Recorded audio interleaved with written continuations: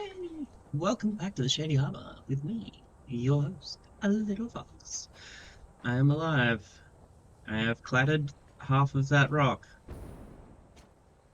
I have fixed this stuff. I am now working on a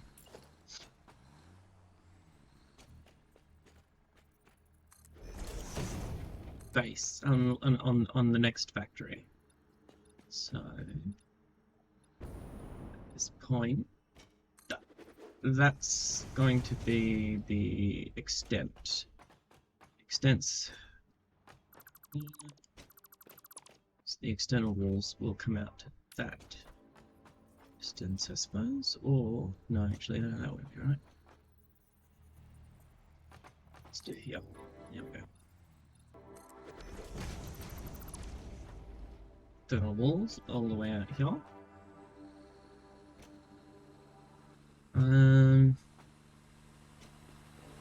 My question now, I suppose, is whether to change the way a little bit that this works here.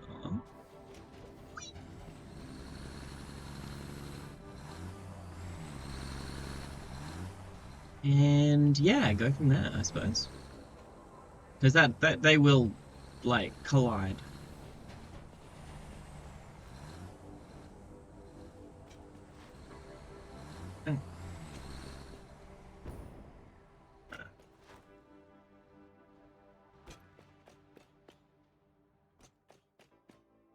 But yes.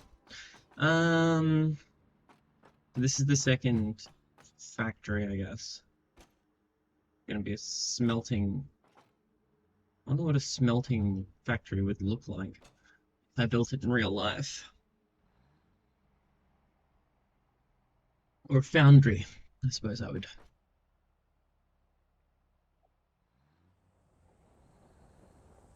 I wonder what they look like in real life.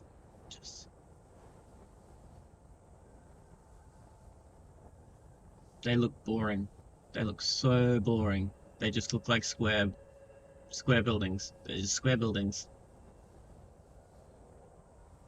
That's terrible. Damn. Alright, well, that's I did have an idea of doing one like, because I saw like a building that was being like built, that half of it had glass office stuff, and the rest of it looked like just concrete levels, like really, like in construction, like under construction. So it'd be interesting to build it up like that. So I might do that. Do that. And instead of having a driveway into it, I might actually have them go up like the side. So doing a lovely turn into there.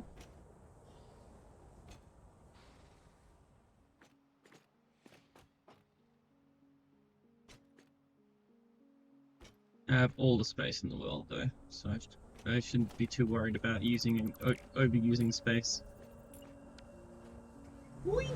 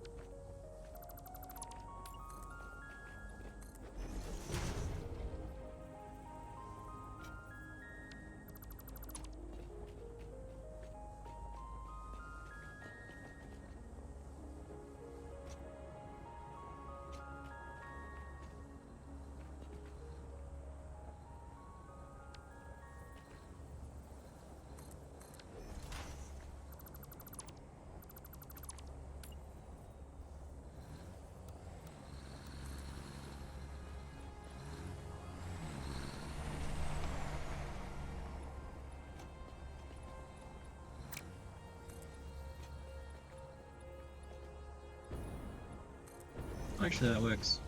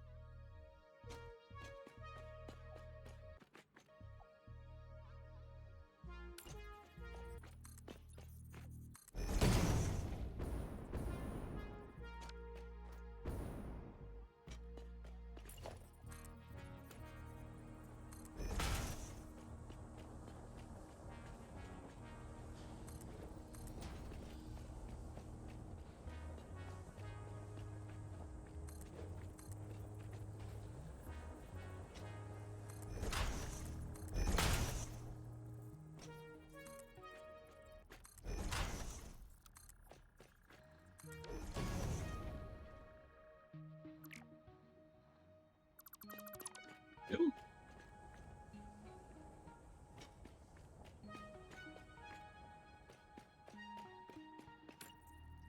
Hey, Shame, how are ya?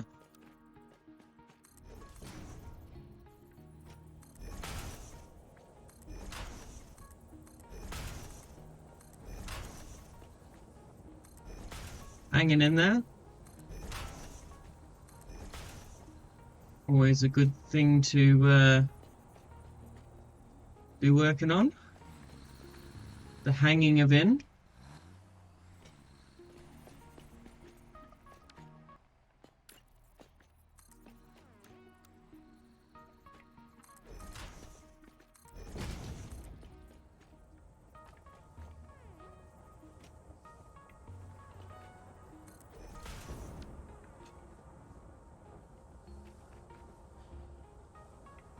Did you have a good weekend? Or are you having a good weekend?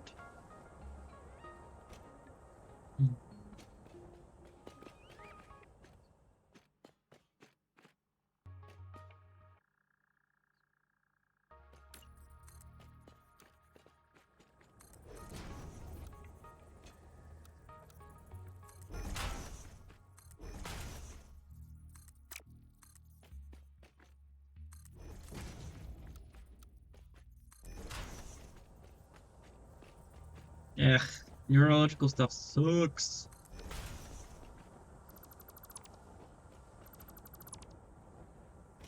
Except it's when it's the happy juices. The happy juices are good. I like the happy juices. Give more, please, buddy. Brain, give the happy juices.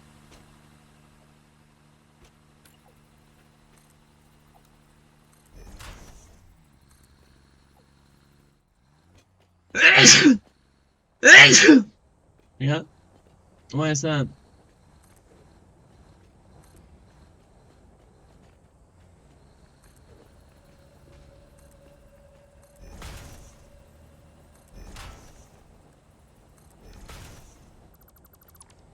Oh, thank you.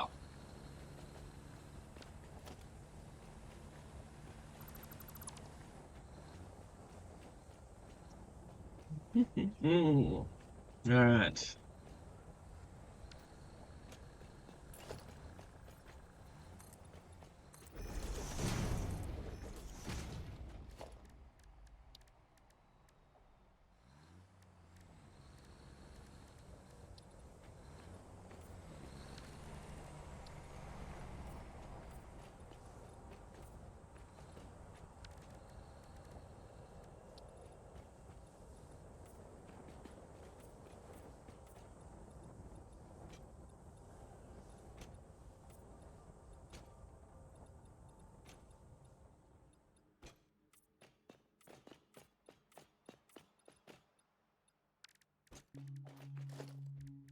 Dun, dun, dun, dun, dun, dun.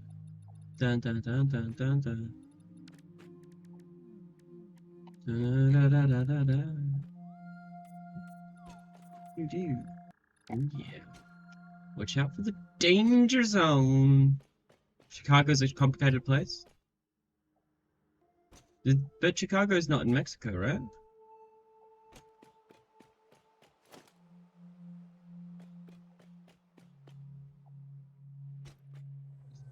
Okay. Now I need to build a shop floor.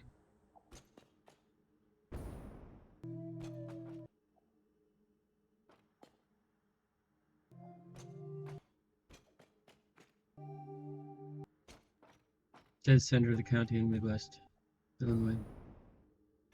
Um, I'm not sure where that is, unfortunately. I is not the smart.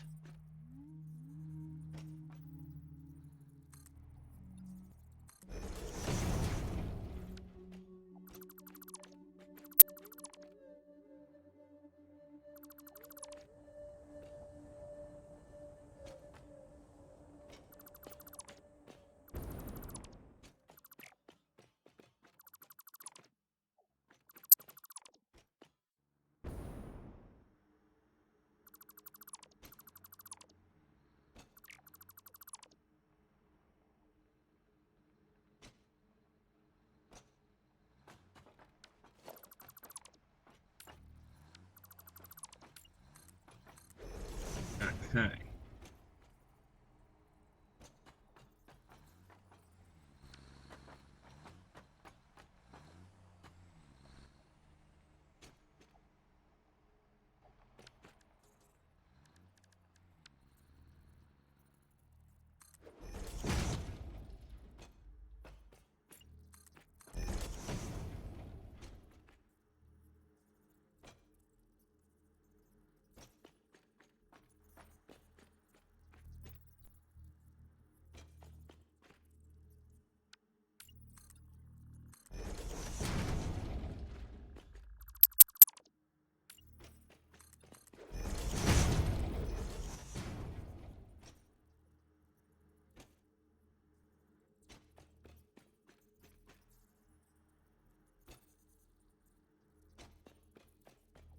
It's TFF. When you trap the stereotypes, your people, and then it gets labeled as self-hate. Is that like internalized racism that people talk about?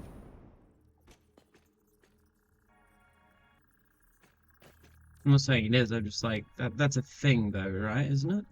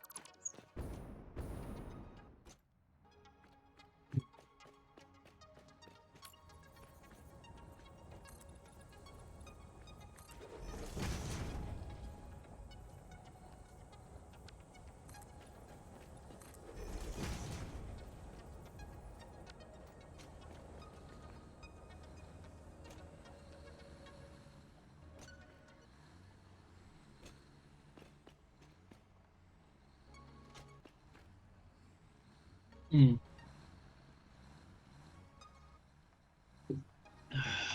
Maybe I can bring this back by one.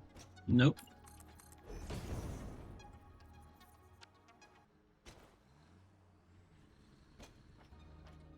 Yeah. True. Things are exactly what they are. This is a fundamental truth of existence.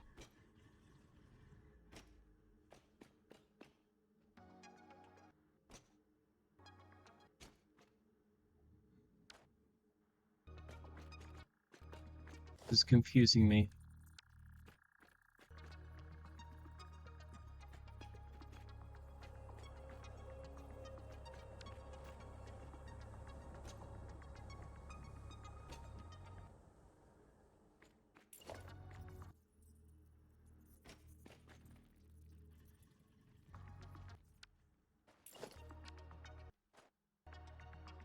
Why does the music keep stopping?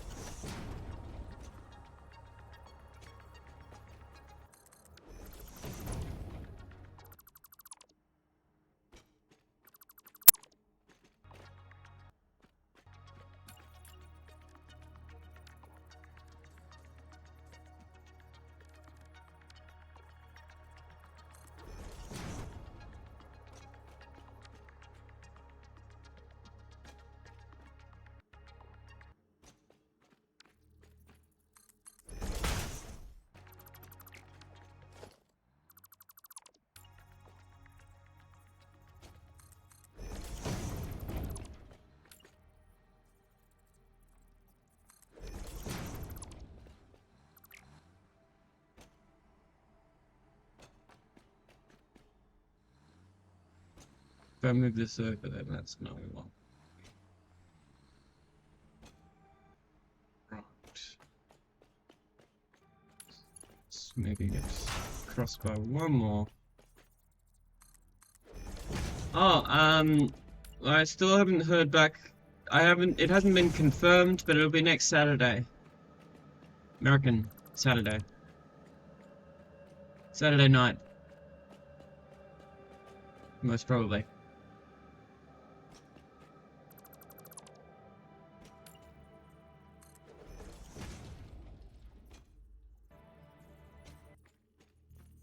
Ah! A guy called Zen Shapiro. Maybe I should find one of their debates. The music cutting in and out is starting to annoy my brain, so I'm just gonna exit out of this for now. And maybe do something else. Yeah, I know, right? Let's have a look.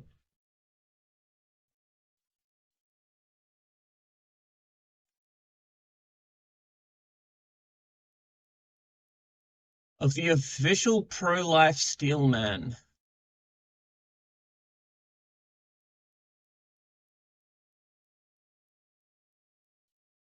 Oh yeah, by the way, check this out.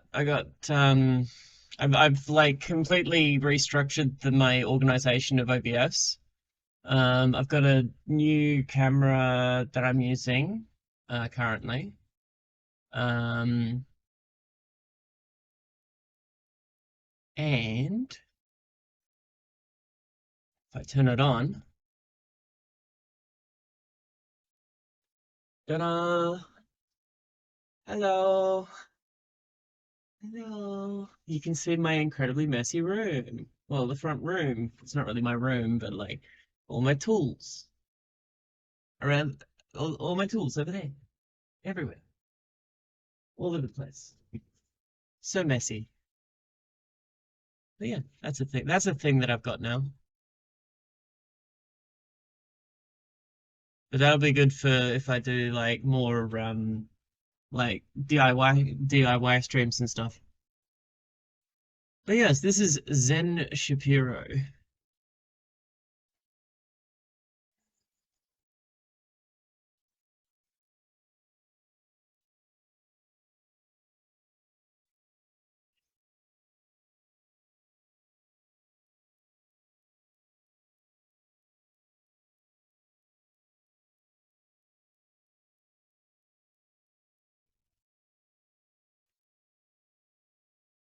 Hey, BPF, beef of a fascist. Oh my gosh, why? Why would you do that?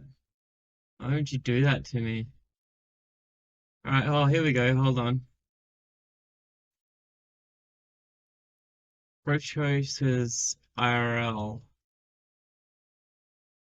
Zen, Zen Shapiro versus Jangles on LGBT, featuring Destiny.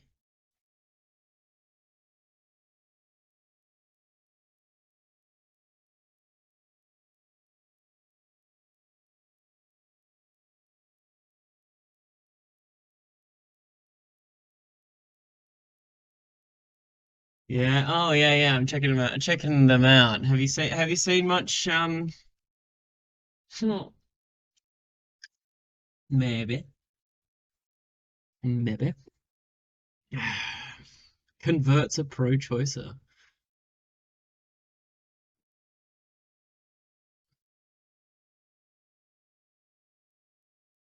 Have we been able to determine yet that life begins at conception? Why does he look exactly how I imagined him? This is what they do. This is what they do. They can't engage. They just start blowing kazoos. They just start blowing kazoos in your ear. They actually had to give her the kazoo. The ladies with the gay pride umbrellas, they had to give her a kazoo so that she could drown out, so that they could drown out the sounds of us talking. And now I think they're actually shielding. They're actually That's just because they don't want to talk to you because you've walked up to them and sort of like gotten in their spares. But shielding a lady that just came out of an abortion procedure where she murdered her own child. Are they shielding her? Is that what's going on there? Or is it actually bringing her? Or, oh no, they're actually allowing her in. For some reason they have to hide themselves. I wonder why that is. Could it be because they're literally murdering their own babies and they're shameful? They're shameful. no, it's for the personal privacy and safety of people because people like this guy put the stuff online, people find the faces, and then they get doxxed and harassed. About it, they know that they're murdering their children in there, so they can't show their faces when they do it. It's so sad. Have my permission to post I think he's anti-abortion. anything. Oh, that's too bad, man. Then you can get off public property. Oh, that's right. You do not have my permission. That's too damn bad, ma'am. That's too damn bad. We are on public property. They might ban me for this song, hey, but this is how I'm rocking. Can't be trans cause it ain't real. They need a mental asylum. Say the truth, they look at me crime. If you impersonate Doing an IRL stream today, given the recent news of Roe v. Wade being overturned at the Supreme Court. That one's pretty boring. Ooh. But the newest business in Florida is now DeSantis Airlines with one-way tickets straight to Martha's Vineyard. Oh, I love this so much.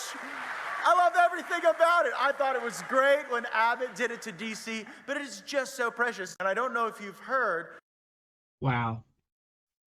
Actual paleoconservatives are like 80 years old. They're talking about like racist dinosaurs, right? That's what a paleoconservative, right? Oh gosh.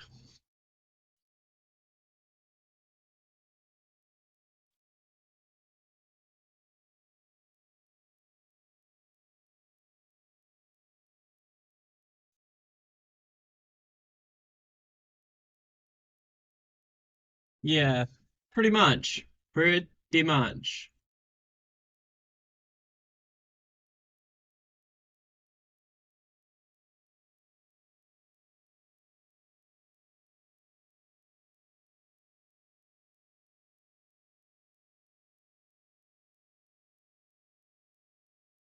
Love it. Love it. So respectful.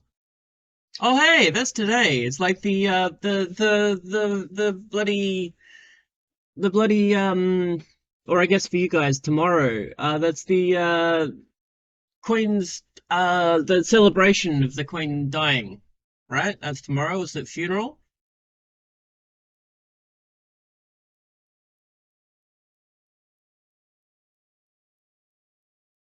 This is brilliant.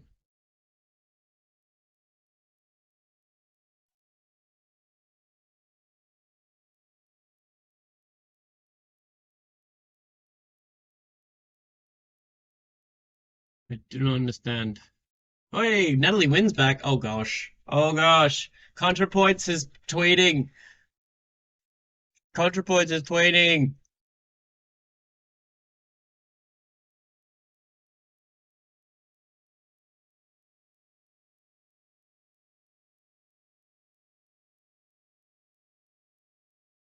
Oh, okay, good.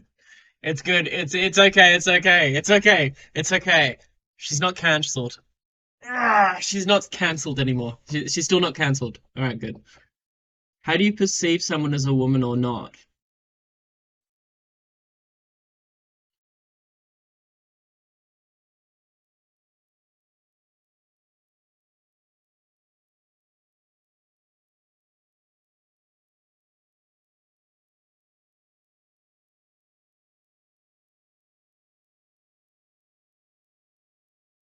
Phew.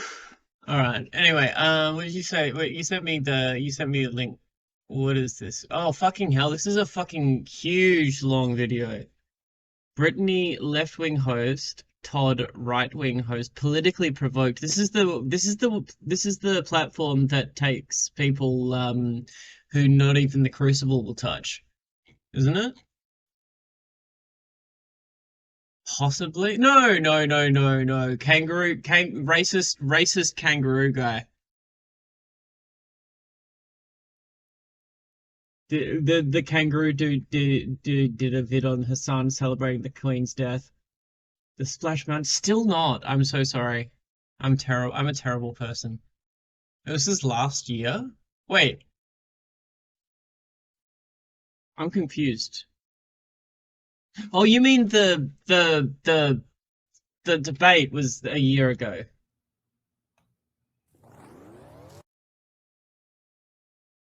Of unskilled labor, and the unskilled labor market. Why does she just looks like a prettier version of Marjorie Taylor Greene. So many that like I'm sorry, but like she looks like every American. That's why you end up with this issue Is where that Black America every is white American, massively sorry, displaced, because they're essentially at that point the labor market is massively increased for unskilled workers. And yet our It's not a unemployment. good I idea. saw And that, yet our shame. unemployment I is saw lower that. than it ever has been just 2 years ago. That And was there thanks have to been- an anti-immigrant president. No, wait, no. anti-immigration We still president. had tens of millions of immigrants in this country. There was a Yeah. slight What was the decrease. What was the kangaroo guy's name again? Do you have a link? The nameless blonde. She's not conservative though. She's like LARPing as a conservative. She's the left wing host. She doesn't look good, so good with that makeup. Who? Wait, Marjorie Taylor Greene. What? In the amount of immigration that we were seeing from the border since the Bush years, but the idea that our record low unemployment was a product of fewer immigrants coming in is unfounded, and I've not seen any data to indicate that.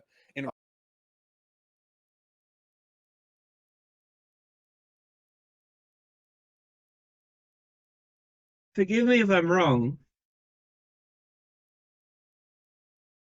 Wait, I don't know what they're talking about there, but fairly sure that capitalist countries use immigration as a tool to control unemployment rates.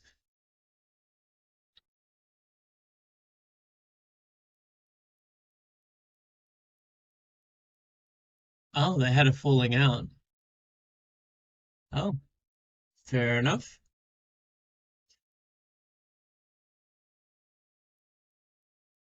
I know, right? Okay, Reality, yes, even it's when you common sense actually, well, because wait, I don't make my arguments based on common sense. okay, So well, the no, you reality do in is, this case, because if you're talking about the labor market with unskilled workers, if there's less unskilled workers, clearly corporations are going to have to compete for labor. Thus, so I you're can going to have explain this. more employment and more wages, man.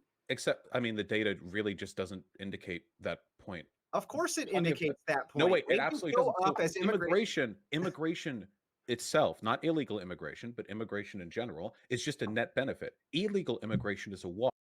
It's not a net benefit if you don't take advantage of the benefits of immigration, if you don't work on, if you don't focus on assimilation and other factors like that. Like, oh yes, yes, the trad wife aesthetic. Yes, yeah, I know which one. I know exactly what you're talking about.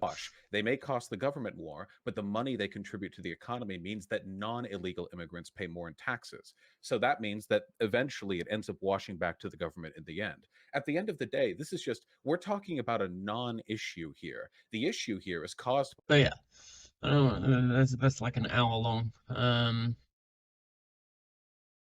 Wait, where's the racist kangaroo guy? What's the racist kangaroo guy's name? Racist kangaroo debate, bro. No, can't find it. No, that didn't work. Hey, Jadion.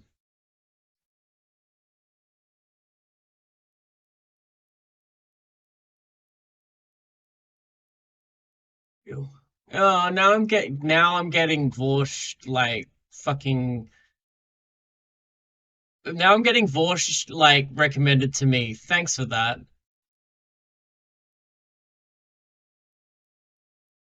Brown Fabio as Fabio. Wait, who's Fabio?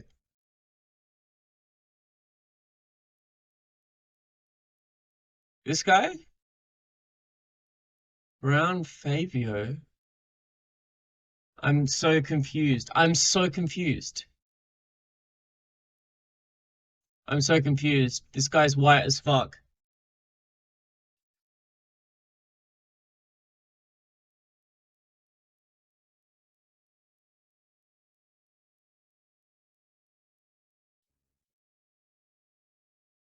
I mean,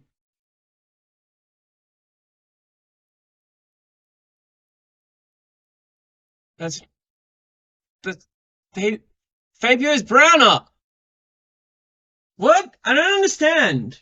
I understand. I don't understand. Like what is that? Why does he use the word brown? Like his son's not brown. What? What? What?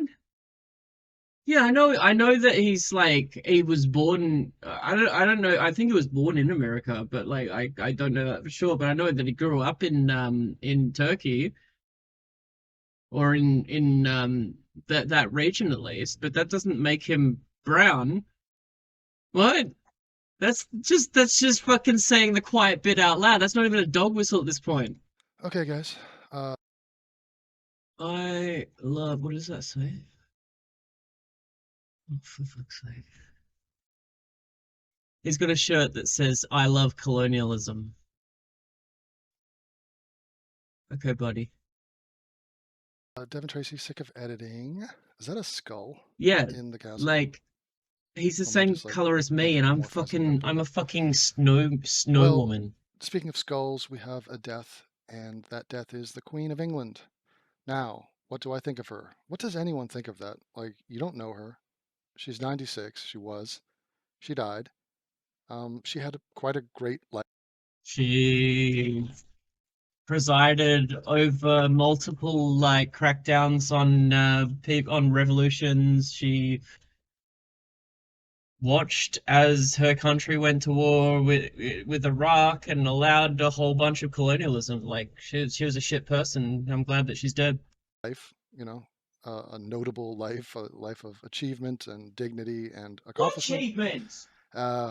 I know she didn't accomplish anything to get the job of being queen, but once there, I mean, she put in a Her lot biggest of work. achievement was sliding out of a fucking jeweled vagina. What the fuck are you talking about? She achieved nothing.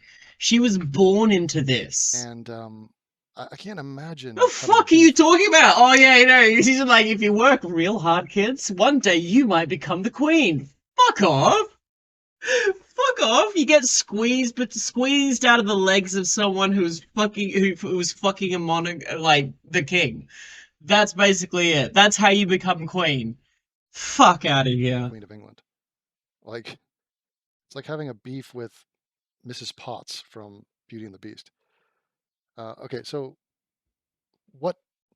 I mean, when it comes to her, all I'm saying is that she could have had a little bit more of a sense of humor. Like, this was her at the 2012. I am so confused. What is he playing in the background here? Like, what does he play? He's playing like Beauty and the Beast in the background. What are you?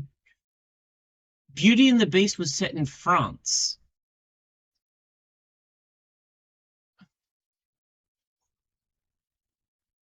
Am I wrong? What has Disney and whatever boo. Olympics in London, where she's launching the Olympics, and look at how unhappy. Yeah. Like the Olympic Games, Yeah, ask India how they feel about I'm curious.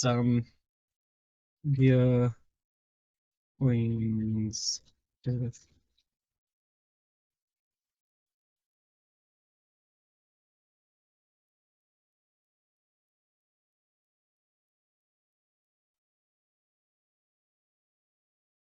Many are indifferent. Oh my gosh. Can we like find? I really want to find. They've got what yeah.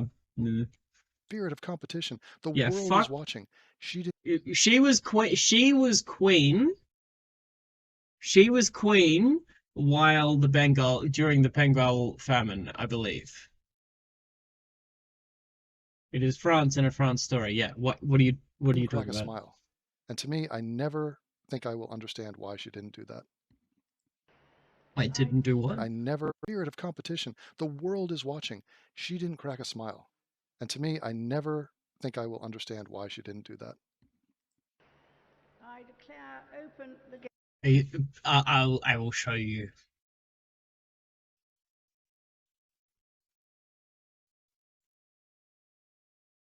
This is why she doesn't smile. The Queen's a keen breeder of cattle and a preserver of rare breeds. From the Royal Farms in Windsor Home Park, the Jersey, and the Red Sussex.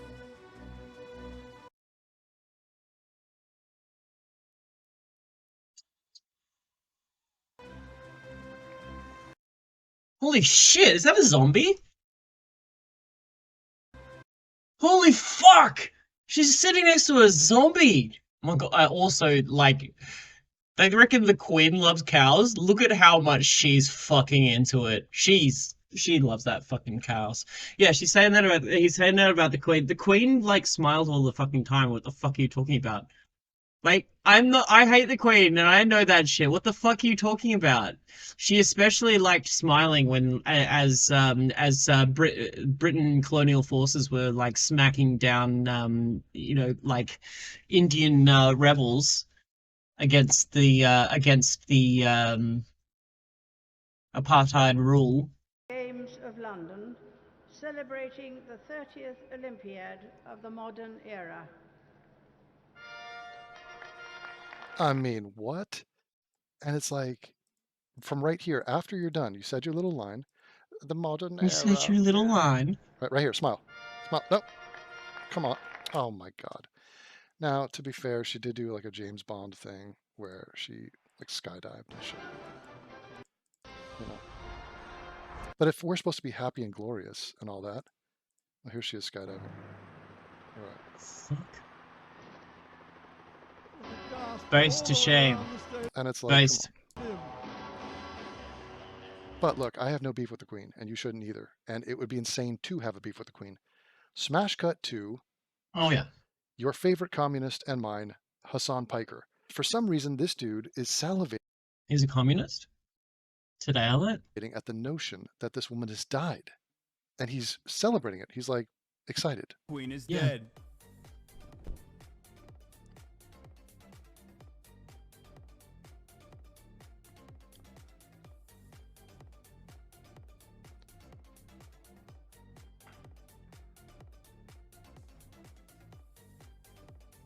Oh yeah. Okay. I was about to say, who did it worse? Like, who was cringier? I mean, super bitch made and like future fat guy. Like, I can't twerk. I'm white. He can't dance. Like, just. That's the fucking.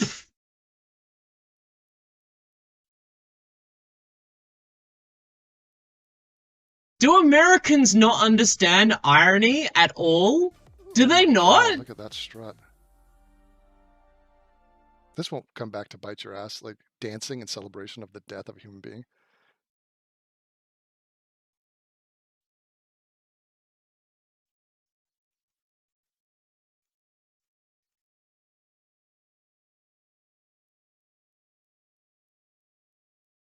So Hassan Piker caused a giant media firestorm for some comments that he made on his Twitch channel. Still to this day, Donald Trump literally went on national television and said they buy $10 billion worth of weapons. So if they chop an American legal permanent resident, America deserved 9/11, dude. Fuck. Oh, here we go. Yeah. Probably that. This didn't come back to bite him in the ass. I'll tell you when we get back from this clip, but let's watch and then we'll discuss. This is so insane. America deserved 9/11, dude. Fuck it. I'm saying it. Like, that didn't come back to bite him, but celebrating the Queen dying will. Okay, buddy. Okay, buddy. Yeah, pretty cool, bro. Is this the first video he's Doing the made on crab Hassan? dance. Queen is Or dead. the Queen? Right. So this is when he found out right here. Oh my God! She did die. No, she didn't. The royal family. Imagine being excited about that. Like, a 96-year-old woman died. This is way past the life expectancy of a human being. This woman has nothing. Like, would you not celebrate finding out that Hitler put a fucking hole in his head? Like, would you not celebrate, like, when... Did you not celebrate, like, hearing that Margaret Thatcher died? Like, this shit is worth celebrating because these are awful fucking human beings. Like, even though the Queen was viewed as more of a symbol than anything else, the death of the Queen is just another mouth that the UK taxpayer doesn't need to feed. Like, I don't understand how these people can be so, like, against doll bludgers and welfare queens. Like, a literal welfare queen just died! Why are you not celebrating this? Nothing to do with you, has not harmed you in any way, and you are The literally biggest celebrating his welfare death. queen of them all just As a died. public Come welfare. on. So not only is he Come a on, you scumbag, his racist fans- fucks. Come on. I can't even imagine. Let me try to think. Is there anybody on the planet that would die and I would celebrate? Maybe murderers? Maybe murderers. Family's official Twitter account said the Queen died. Well, that's great. The Queen oversaw genocide. But no, you have to be the person putting the dagger in. You fucking... Oh my gosh. So people who get put out hits on other people, like, they don't deserve your celebration if they die. But the hitmen themselves, only the hitmen. Okay. Peacefully at Balmoral this afternoon. The King and Queen concert will remain at Balmoral He's acting like it's Christmas morning. this evening and will return to London tomorrow. He's just like reacting to it like an ADHD person does. Oh, he's put on an accent. Oh. Ooh, let's go.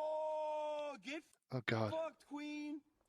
Right. So let's go. I hate the regurgitation. The Queen is the top of the hierarchy, which they care the most about.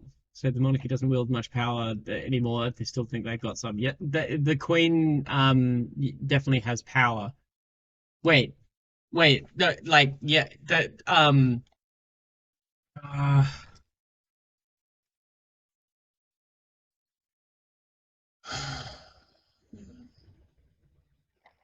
So the right of the crown privilege, the right of the crown to withhold documentary evidence in any legal proceedings on the grounds that disclosure would injure the public interest. So the crown has the power to suppress any information that they choose for any reason. There is, yeah, like the crown has a lot more power. Like, it's just not like out there. Like, people who are saying that don't know fucking shit. And I know fucking shit. Okay, fucking, where is it? Oh, fuck you. I need to go back to uni. But yeah, so when it comes to the power that they wield, they actually have the power. They can basically look at, the crown has the right to view any law that is going to be put to the House before it gets put to the House. So before the politicians even see the laws, if they believe that it has something to do with the Crown, and if the Crown doesn't like it, the Crown can shut it down. The Queen also like tried to redistribute funds from like I think homeless support to heat the fucking palace.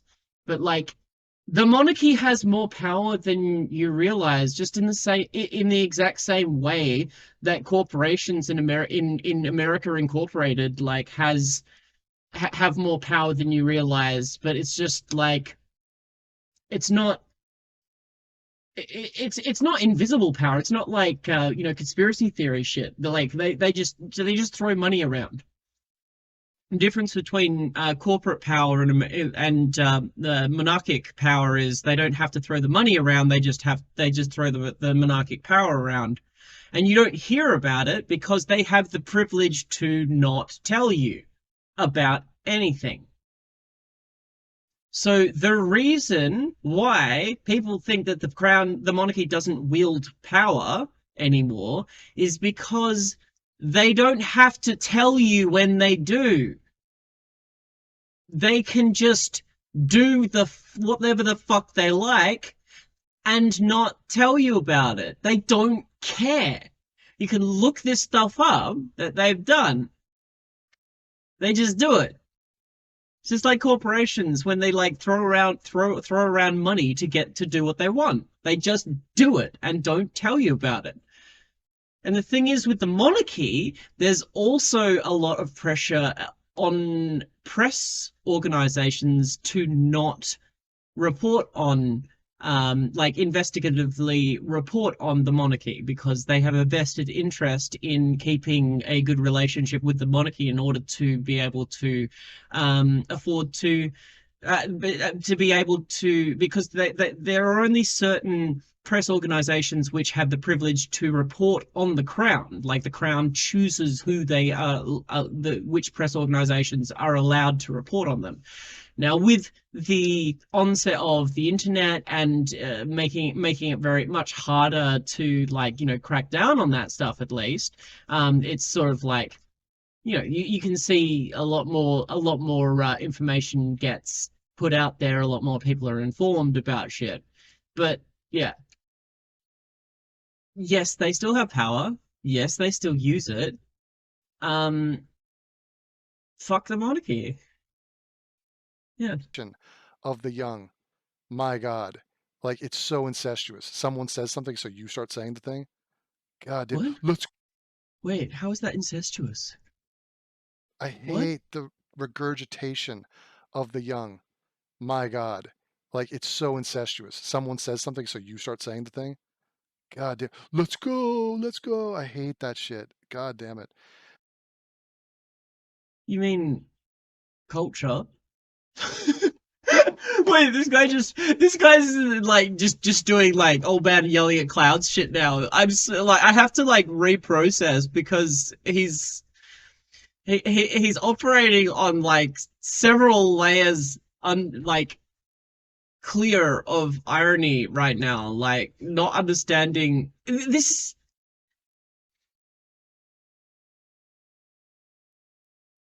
Oh, fucking hell. This is just funny.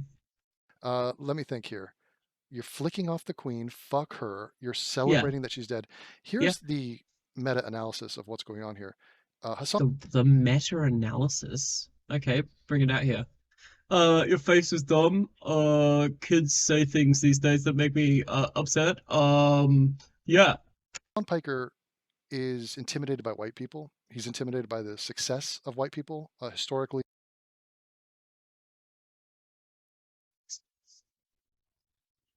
Like, motherfuckers actually look at what the Crown did, or like the British Empire did to the rest of the world in order to succeed, and like doesn't see that as a fucking problem. It's amazing. It's like they've like grown up playing Hearts of Iron and just think that that's real life. They don't consider the fact that like you're playing with fucking lives. And modern day. He calls himself white, which is a joke because he's Turkish. But he looks white. He's treated white. That's what white is. White isn't blood, you fucking dickhead. The only people that believe that are people who are either suck it into the dog whistles or the ones spouting the dog whistles. Just has a lot of anti-white hatred and envy. Oh, anti-white hatred and envy. Is white, but she's a symbol of white. Can somebody answer me this? What communist is envious of the Queen? Yeah, lots of furries as well. Don't forget the furries. But like, can somebody like answer that question? What, like, why would a communist be jealous of the Queen? Like a hierarchical, an unjustified hierarchy. Yeah, like Hassan is white. Like he's got white skin. He's basically he's a racial essentialist kangaroo. Fucking like, what else is there to say? Because the Queen is from Britain. This is the British Empire that spread English all around the world. It's, kind of part of the reason Hassan is speaking English right now. And by the way, the English went and kicked the ass. Okay, prediction. He's going to talk about civilizing other countries. Of the Ottomans and the Turks several times. The Turks are terrible at... Wait, no, he's not even doing that. He's like, my mummy beat up your mummy. Oh my military gosh. Adventures. Anyway. Wait, you said a bad word? So he just does not like any sort of white country, white leadership, definitely not a white monarchy, even though it's completely symbolic. It's a tourist. Kangaroo. This is like Mickey Mouse is to Disneyland. Like, they don't have power. Mickey Mouse is not the CEO of Disney. And here he is at Buckingham Palace.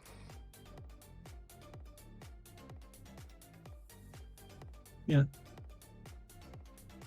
This guy's so triggered that like Hassan celebrated the Queen's death because like we all know that he would. He's consistent, and that's why they hate him. Clans members hate Hassan for this one simple trick, not being a fucking colonizer. Actually, no, Turks were colonizers. So. Holy shit!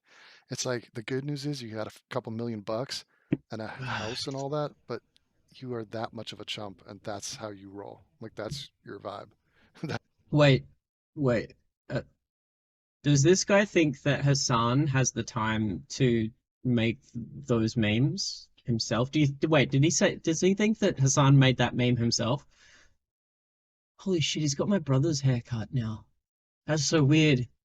My brother's got like the same haircut. That's so weird.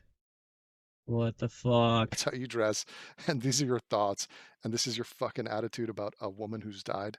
But it gets so much worse. Like he turned this into. I'll celebrate when you Roblox, dude. Just days of content. And by the way, here's a little slice of hypocracy that Destiny posted up. Ding dong, the bitch is dead. Extremely my shit. The dance on her grave, unceremoniously. The queen is... Wait. What did he just do? What's this? What's all this? Hold on a second. What's this shit? I'm just checking this out, alright?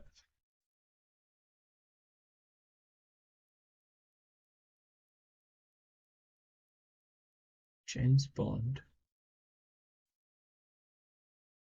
Doctor Strange and the Multiverse from 4K video downloader. Kangaroo. New loads. Way too soon. AME. Oh fucking hell. His tabs makes my brain hurt. Oh fucking hell. You're gonna wear out your fucking RAM, you dumbass. Holy fuck. How much power are you using? Fucking hell. What is this? What is this? Podcast theme punk version. What's this? What's this? What's the yeah, my one of my friends does this. I fucking want to go to his house and just switch off his computer, I swear. What is this? What soundtrack is this? Oliver's monologue, Frozen Cat, All Is Not Okay. Who was Tim Kono? Wait.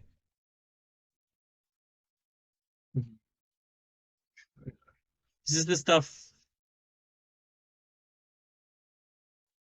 So. Only Murders in the Building, a Hulu original. Only Murders in the Building. It's a comedy drama series. Made in 2021, a mystery comedy drama created by Steve Martin and John Hoffman. Okay. Reception. 100% approval rating. Okay.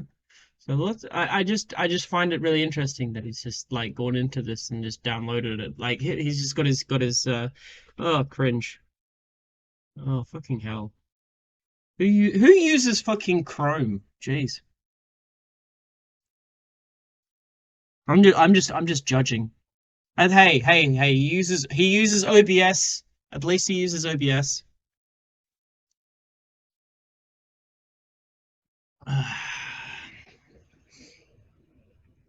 Photoshop. Jeez, clear out your thingies.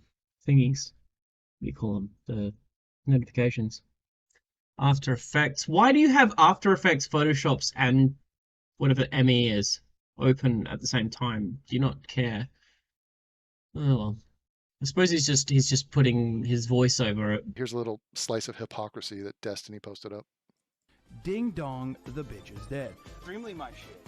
The dance. He's just literally doing like a screen capture of his computer. So low effort. This is like ridiculously low effort. My gosh. Dance on her grave, unceremoniously. The queen is dead. It's a beautiful day today. You don't even have to justify it. They're literally kings and queens. They're awful. They're kings and queens. They're awful. What? Yeah. Does that even track onto anything? What are you talking about? Yeah. They're awful because they're kings and queens? You're wearing a t-shirt that says "I love colonialism." I wouldn't expect you to understand. Yeah, the ironic "I love colonialism" shit on the. I just said that. I mean, Fucking hell. these are ceremonial positions, you fucking moron. And even if they weren't, Shut the fuck up if you don't know shit. what does that mean? They could be good kings and queens. No, no, they can't. Jesus.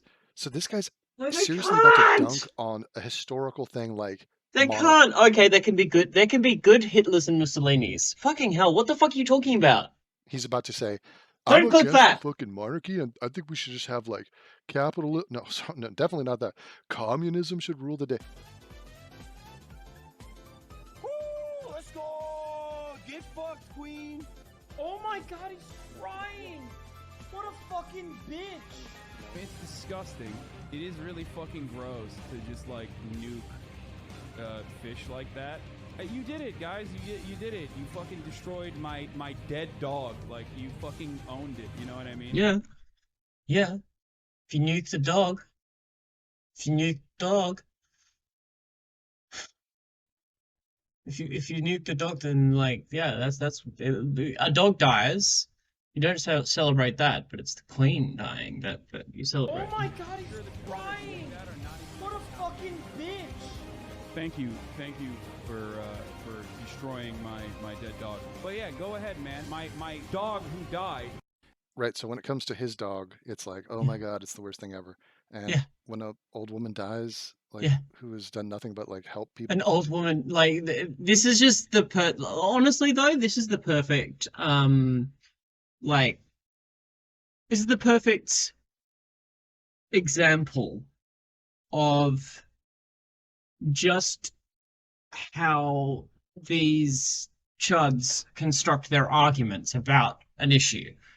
They will literally distill down a concept to the only form that they think can't be criticized. So the example of that, the queen who presided over an empire which who oversaw genocides, who oversaw the toppling of foreign governments and the replacement of them with like puppet governments and all of that, the Iraq War, the Afghanistan War, the double dissolution of Gough Whitlam in Australia. For all the Australians out there, I'll never stop being salty about that. Fuck you, Queen Elizabeth II, for doing that, or helping that along in any fucking way. Queen has to sign off on that stuff. The Queen still has to sign off on a lot of shit ceremoniously. Like, she doesn't have to sign off on this shit. She could have chosen to let the colonized, separate themselves without being cracked down by force, without having to fight violent revolutions against the crown. Fuck you. She could have like been the best queen ever and deposed the monarchistic system entirely, but no. If it's just a symbol, why not just make the monarchy an NFT and get rid of the real ones? An NFT would be less dangerous. I forgot where I was going with this. But at the end of the day, yeah, I was just describing some of the reasons why the Queen is bad. So when they make their arguments, they take someone who's done so much,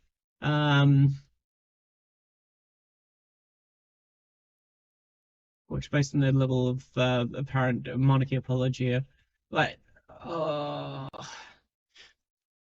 haven't had the I don't know if this would be cringe, but like I could bring up the debate, the recent debate between LittleFox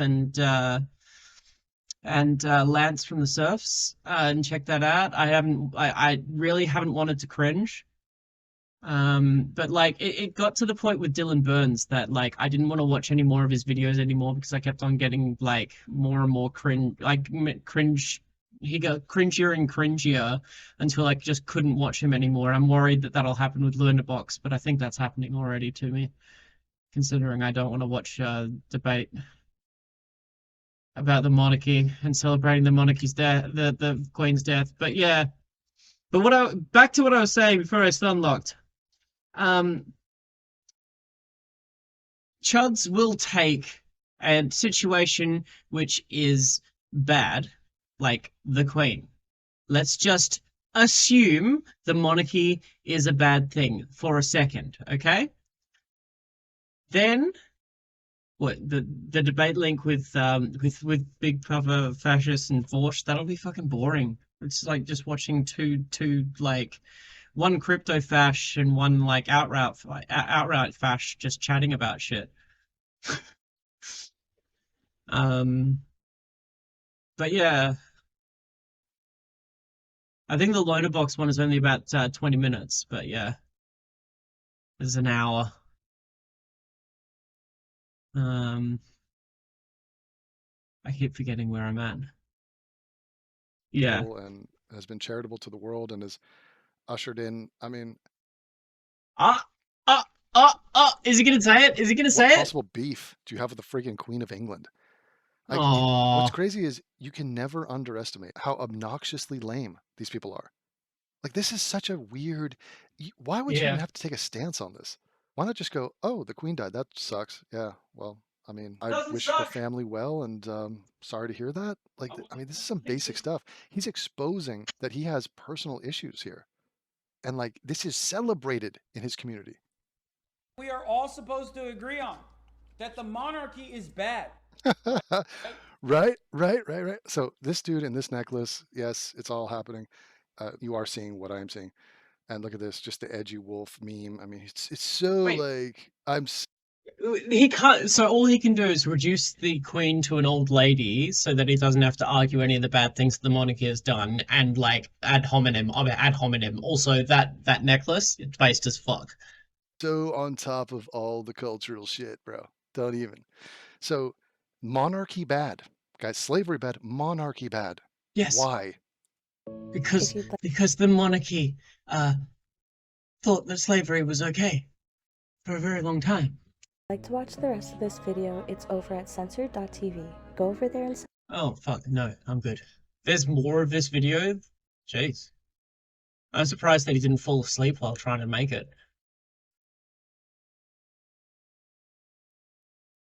Chenk's nephew is a terrible person. I love this. I love just going into the comment sections of these fascists and looking at what they've got in there. You've got Bandit 6, who's got a Spartan helmet.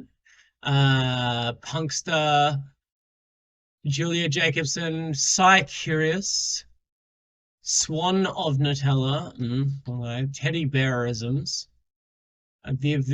yeah, I'm not saying that out loud. Coffee Troll. Oh gosh.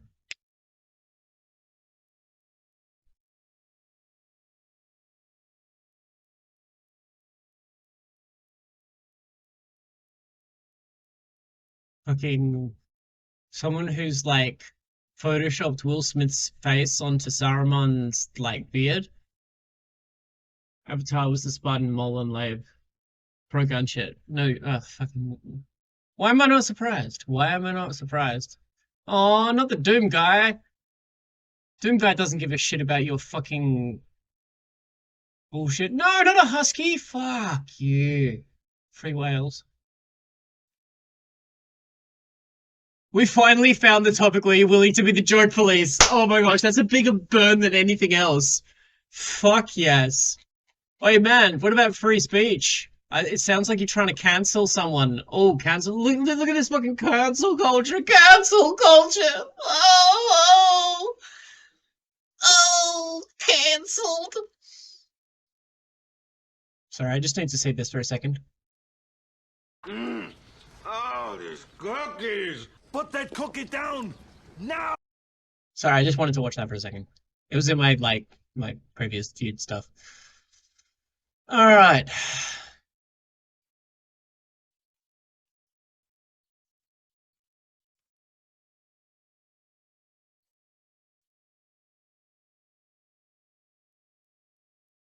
Bad empanadas, embarrassing debate. No, I can't. I can't. Yeah, it I just depends can't. on what your goal Oh, this is is. Do you 51 want minutes. to, Come on.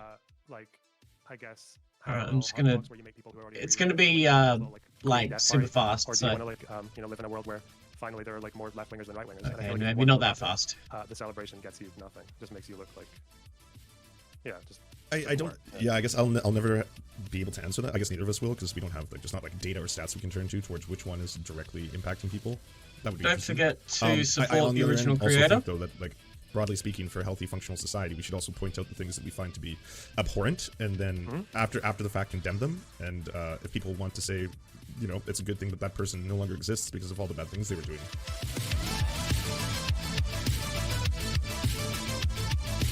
Give me 1 sec. I'm about to speak to Lonerbox. We're gonna have like a mini Queen debate.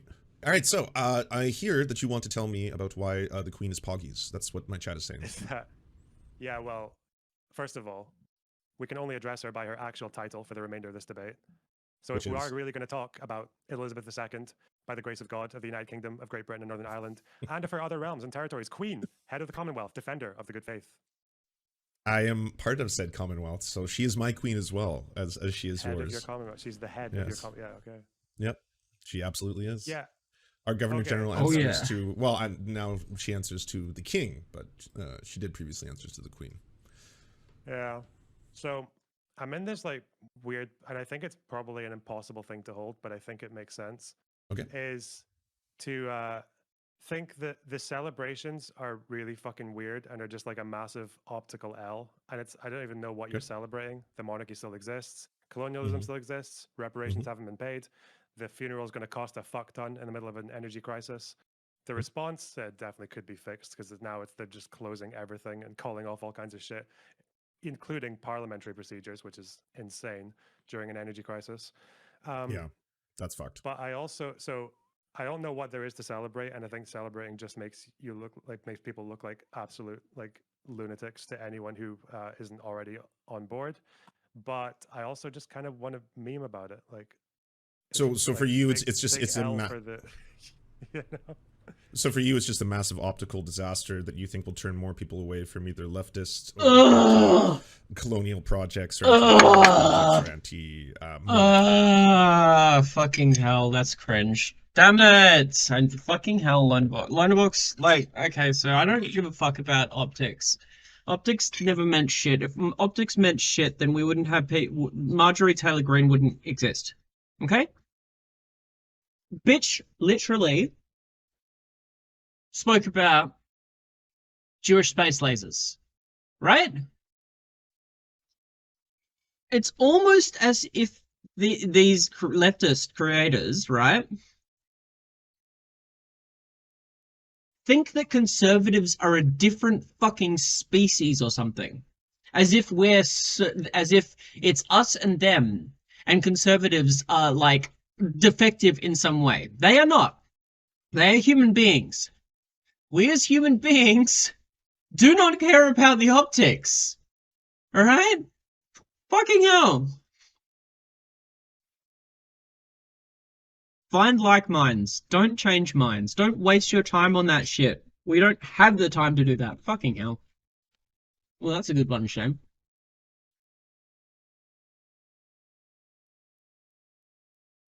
I think it's cocked as well. I think it's incredibly cocked. Like, Also, can we stop using the word cock? Like, it is a word rooted in white supremacy and racism. Like, can we stop? I don't think we ever should have really adopted that phrase from the right. I don't think that should be a normalized phrase. Really, because it does stem from white supremacy. Like the idea of cuckoldry and like it is stemmed in racism. Like, yeah, let's stop. I I think it's time. The whole point of the Queen is that, like, well, aside from being like a sort of pro-colonial propagandist, and then, you know, from then on is just like a pro-British shittery propagandist. Like, the whole point of her was, especially after the fall of the empire, is just to kind of remain there as a kind of sense of like nostalgia and of like British dominance and British exceptionalism, even though all that's gone. We're not a big empire anymore. People don't really give a fuck about us. So she's there to kind of like act as this kind of symbol for right wingers to cope about, basically. But it seems weird that she is playing this role of this symbol, and people who oppose her from the left are like attacking the symbol, and are like really happy that the symbol is going to get replaced with a symbol with a different face, you know? If I having It's trouble like, hearing it's like people just punching at a hologram, you know? So I got two questions for you, just so I could kind of get my bearings here. The first would be, and I in no way compare these two people and what they've done. I think the person I'm about to mention is far, far worse. But I'm just curious, Henry Kissinger no longer holds any real executive power. If he were to pass and people celebrated, would you feel the same way, considering the stuff that he's done in his past? And again, the Queen Elizabeth. It's also a problem with Lance and Lonabox not having a good balance there. Nothing anywhere near close as bad as he did. I'm just curious. So I have no sympathy for either of them, really. Like, I'm not really crying about the Queen going and all that. But yeah, like Kissinger, I think it's very different. Kissinger was an active, like he was his own agent. He had his own opinions. He spoke like unilaterally. He, you know, actually gave like his own speeches about, like, even after Chile, he was like, yeah, fuck it, we're not letting these people go communist, fuck them. Like he openly said that. He didn't say fuck, but you know. Paraphrasing. Yeah, whereas the Queen just spent her whole life kind of like being told what to do. And that's why I find it so weird that people are saying she ordered the troops to fire on people and shit like that. Like, no, she gave speeches that were written by someone else. With the exception of the Christmas speech, every other speech she gave was written by someone. It is a sad truth that nobody knew who that old lady was. But it is a good thing and should be celebrated that the Queen is dead. Someone else. She shook hands and she gallivanted a little bit, which is in its own way a problem, but So I was just asking that because I wanted to get my bearings on what you feel about this, because so clearly, yes, different things are different, and he's much worse, he's a bigger monster, but there are instances where you wouldn't say it's a massive optical L for people to celebrate if someone suddenly passes. Not to wish death upon your enemies, because that's not what we're talking about, but just someone who they see as is either representational of something bad or had done something bad. When they pass, there are times when you think that's okay. Even with Kissinger, like celebrating, I would feel less annoyed by it, but it's like the same thing, you know. I wonder what, if like, Kissinger dies of old age. I wonder what, like, Lonabox would think about people like dancing or pissing on Margaret Thatcher's grave. Like, would Lonabox cringe at that? Because that's just like fucking. To me, that's like.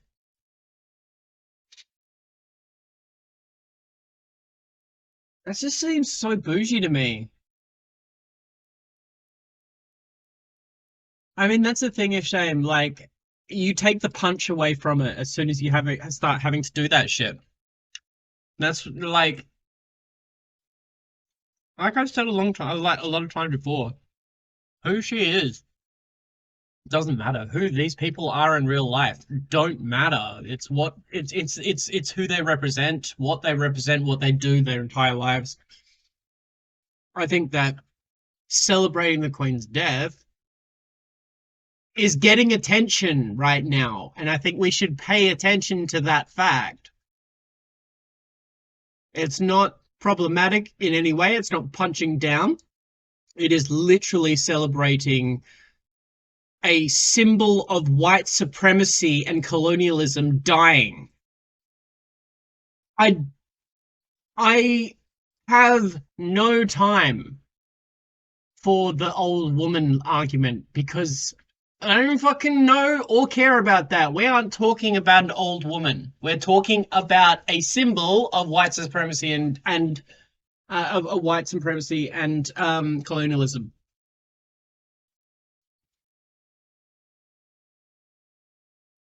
The only difference between America and Germany is that Germany lost.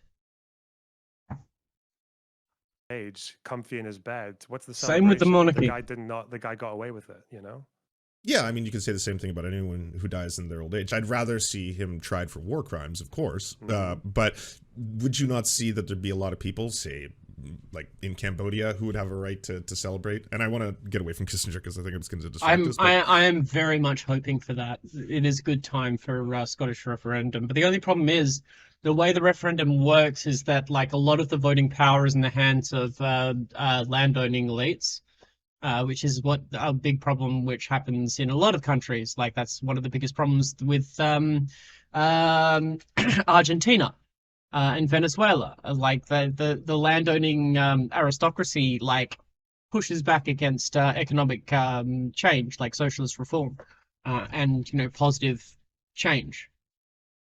Everyone, yeah, and that's why we need to be as loud and as fucking toxic as possible. Like, it doesn't matter about the optics of this situation. I would disagree, obviously, with like there are times where optics matter, such as someone like Vorsh being a misogynistic asshole to J.K. Rowling did not help anyone. Because that was punching down.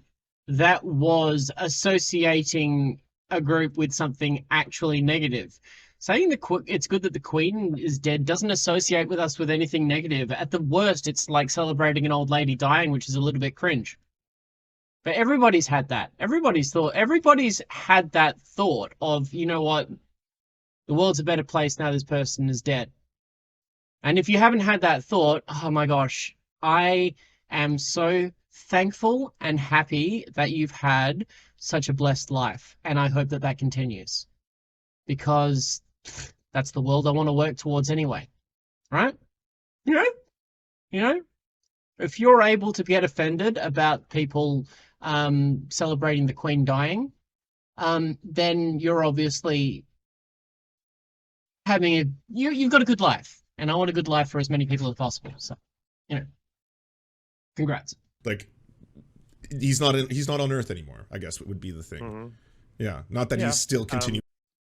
Every dead billionaire in Minecraft. Every dead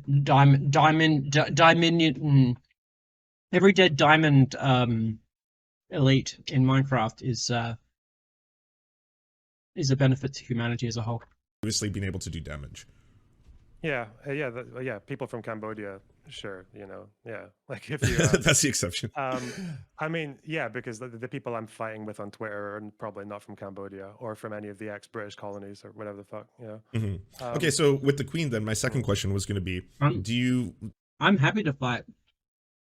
The Crown presided over the absolute genocide of the native people of the country that I grew up in. I'm a beneficiary of that, and there's nothing I can do to change that, but I can recognize the fact that the Crown caused the extinction, the absolute extinction of several ethnic minorities, many ethnic minorities in this country, and the Crown is a representation of that. Americans as well, y'all don't seem to remember that, like, it was England and France and all of these European countries that came over to colonize America. It was the Crown that started the genocide against the American Indians. Like,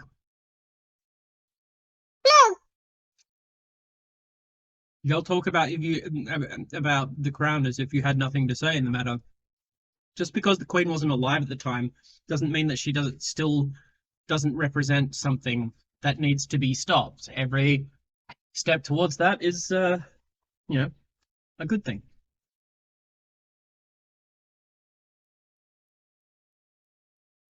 A mirror brand, huh?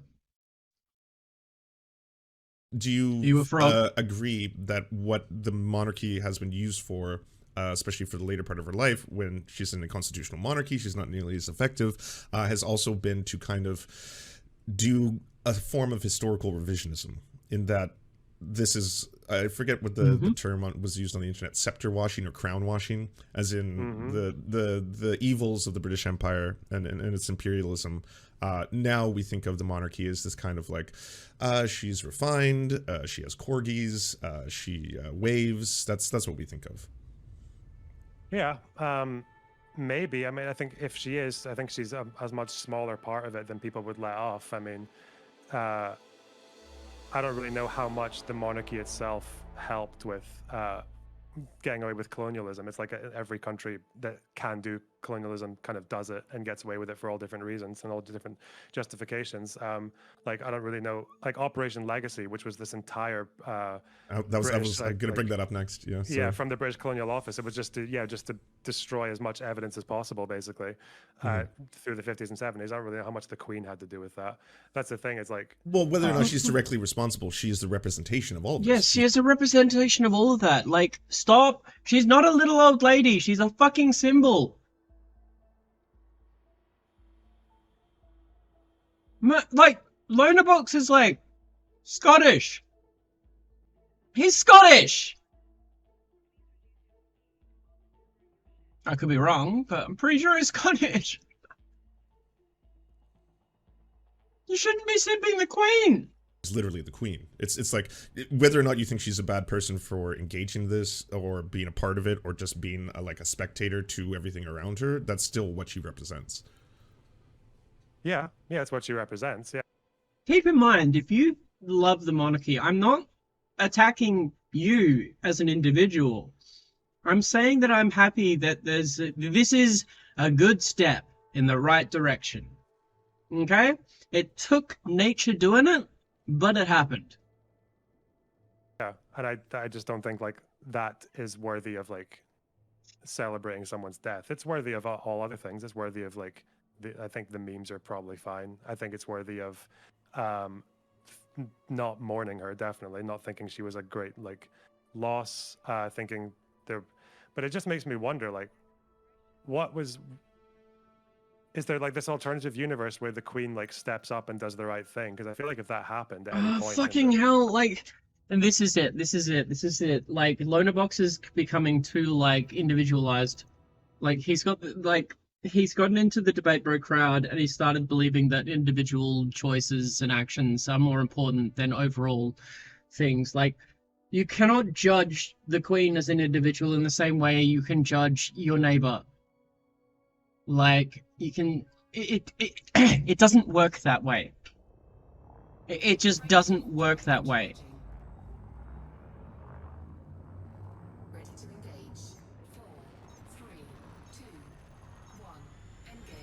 50s or 60s, towards the end of the Empire, like, she probably would have just been called schizophrenic and put into and then switched over for a different monarch. Like that, it's happened before when monarchs haven't really towed the line and they've had to abdicate for it. So that yeah, kind of feels like the just following orders argument, though. I mean, like, ultimately, I think who cares? You can certainly make an argument for. I don't know. I honestly, I don't get this argument. Like, it's like a dead Nazi is a good the only good Nazi is a dead Nazi. I don't care if they're following orders or not. It's not about whether it's morally right or wrong to be the symbol that is the Queen. It's not about your individual responsibility to the situation. It is about the fact that the Queen is an institution and it's a bigger issue than just, oh, it's an old lady who didn't really have a choice in what she did. I'm like, that sucks. I don't care. I don't care. Yes, that sucks, but it's just not relevant. Sorry, I'm just checking my my headphone for something.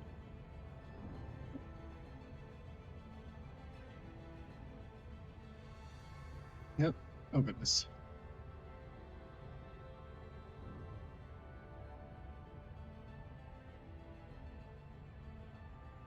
She never spoke up about the atrocities that were occurring, right? Like, that's like, you're right. She probably would have been either condemned for it. I don't know, even kicked out. But like, to sit back while they happen. Like, this is the thing. Is all human life valuable? Yes. Two contradicting ideas can be true at the same time for someone. It's why we seek. This is why. This is what cognitive dissonance is. Cognitive dissonance is me believing that all human life is valuable, and also celebrating a human life passing away. Okay, that is a cognitive dissonance. Now, I have the choice of recognizing the fact that those two things are in direct contradiction to each other and explaining why I got there, or I can create a thought-terminating cliche and choose between one or the other. Okay? Sometimes it is necessary for life to end. That doesn't make it justifiable to me. I consider it a moral evil to wish death on someone else, but the material reality of the situation is more important to me as a whole when it comes to my love of my community and the people around me and the people who deserve help and support. If the result of the Queen dying is a net benefit for the world, then I will celebrate that. It's not about morals. Quit it with this individualistic perspective of looking at things. You are not going to move past your own fucking nose in front of your face if you are so concerned with having some form of moral absolutism, like this moral essentialism, which grand theory of everything before you can put one foot in front of the other. Sometimes you need to walk forward without knowing that the path you're on will lead to the end result. Because it's okay to make mistakes and it's okay to learn, and you don't have to stay on that path. But if you never stepped foot on that path in the first place, then you would have never known how right or wrong it was. I just can't stand it. It's this wall in front of progress for the left, I feel, is this obsession with moral essentialism before we get to talk about any positive changes in society. We have to we have to fucking be Jesus. We can't consider the fact that becoming perfect is a process and you'll never get there, but you can always move towards that. And I'd feel more a part of the communities I'm supposed to be a part of. Were enough colonialism, marginalized communities from LGBT to POC have fractured schisms and fighting, and a lot of it goes back to imperial dividing conquerors and effective strategy in war. Yeah, but again, that becomes an issue in and of itself, where people start focusing on the divisions in the left as these problems. The real division between people, I feel, is this belief in belief in moral essentialism. I feel like that holds back. That just holds back everything.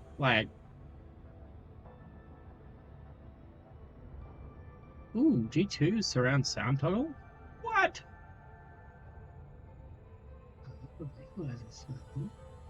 Alright, I'm gonna do play pause for a second. I'm trying to find system. Audio. Where's play? Media. Haha. Play pause for the first one.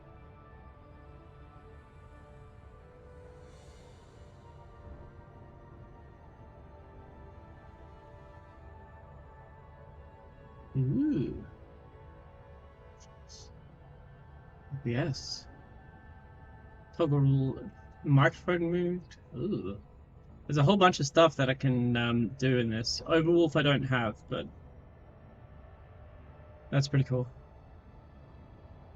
So now I should be able to do When you are again the with my earphones. I've got a button on representation it. of the crown, the That's monarchy, cool. the empire, Britain. Like I would falter for that immensely. Or even like again, just following orders is like we're taking Hey! just following orders. No, is look for at the people who actually win! like killed people. Look in how camps happy and he shit, like, is that's where to that be comes from. tucked So into my for her, pants. just like I guess like shaking hands and doing speeches and shit. Also, again, like, also for those of y'all who haven't seen it yet, check out my new setup. My new setup. I'm just doing it. I will show you very shortly. We'll go back to the thing.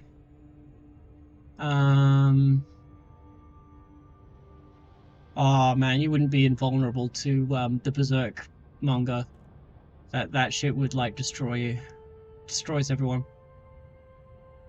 Cameras. Activate. Oh no, it's not plugged in. Oh well. I have a new setup, by the way. I have a new setup. It's pretty cool. that aren't written for her. Yeah. So I don't. Yeah. Like I'm not really fighting on any ground of like moral justification for her. Like I don't really. I don't even know. It is good. It is good. Is it even? I don't even know how much she knew. I don't have a lot of faith in the future of the anime, to be honest, because the mangaka, like the original author, has passed away recently. And honestly, I think where it ended was good enough. But yeah, Ghost in the Shell is hard to get through. One of my favorite anime of all time is Trigun. It's pretty fun, and it's good to listen to in English. Cheesy as fuck, but has Johnny Young Bosch, one of my favorite voice actors of all time, who was the Black Power Ranger in the second series, I believe, and the first movie. Johnny Young Bosch. Johnny Young Bosch. Look him up. He's fucking awesome. He's like a full-on, he's a full-on martial artist as well, so. Alright, we're heading to the nav beacon, and I got a button. I don't imagine if she was going to Kenya that she was seeing, land clearances, or she wasn't there when the camps happened, and even when they did happen during the Mau Mau uprising, like it took like 7 or 8 years before even like most politicians knew about it, let alone the Queen. I'm just wondering if like.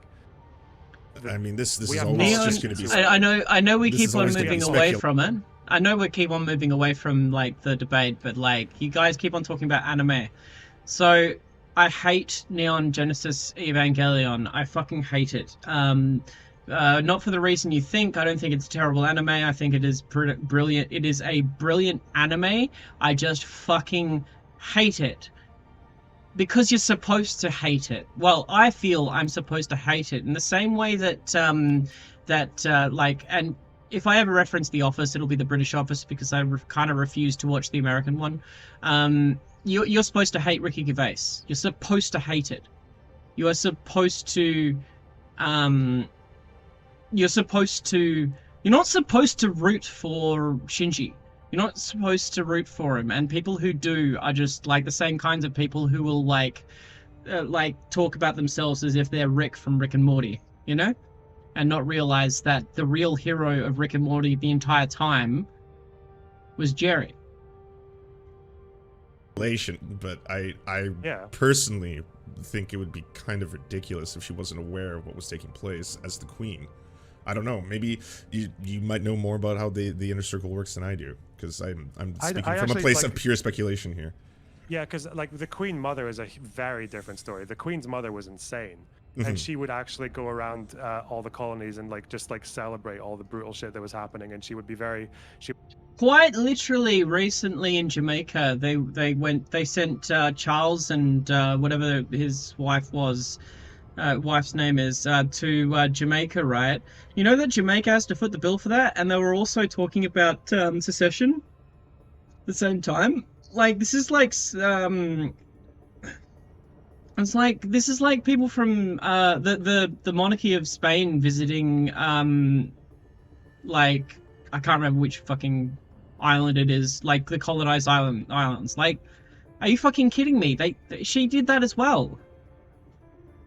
She was No. quoted like a million times giving her opinions on Just, Jews. you and can black people derail and stream with anime. bloodlines and all that. Like she was a proper like fucking Cersei Lannister and shit. But maybe with this one, it might be the case that a bunch of shit's gonna come out Hey, after she. if you're interested in Rick and Morty, just wait until the people who are just wait until the idiots have shut the fuck up about it. Just wait maybe a few years and then watch it like outside of the parasocial relationships that people have with it, because on its own it's pretty good and fun to watch. But never forget that Jerry is the real fucking hero the whole time, and if you don't get that, then you don't get the show. He's dead, You have to have a because that did happen with pretty Rick and Morty. high IQ to understand it. Again, it's the same thing. Like. And it's like the same whenever you have a toxic character in a show that you're supposed to hate, and like you're not supposed to hate, but you're not supposed to fucking idolize these people. You're not supposed to idolize Hank from Breaking Bad. You're supposed to understand how he's fucking destroying his family.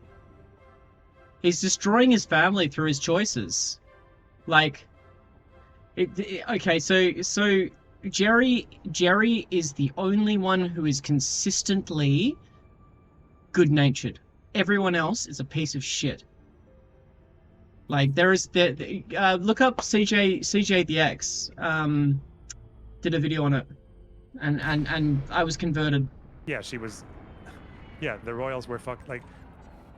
We have like politicians who will push policies, and then show themselves to be completely ignorant of what those policies even were. Right? Like David Cameron would once he would complain to his own constituency about poor public services, and they had to write back saying, well, yeah, you cut them. He didn't know. He didn't actually stop to think whether or not the public services he had cut were underperforming because he had cut them. So if you can be that level of blissful unawareness, the average British person doesn't know about Kenya or Yemen or what happened there. Sure, but this is like when it's happening, I could start to believe you perhaps at the moment, but generations later, I mean, her tenure was so long that you can't tell me Yeah, I feel like Breaking Bad would be very much a different story if Walt and his family were sorry, not Hank, sorry, Walt. Dang it, Hank is the other guy. But yeah, fuck the DEA anyway. Walt. Imagine if Walt and his entire family were black.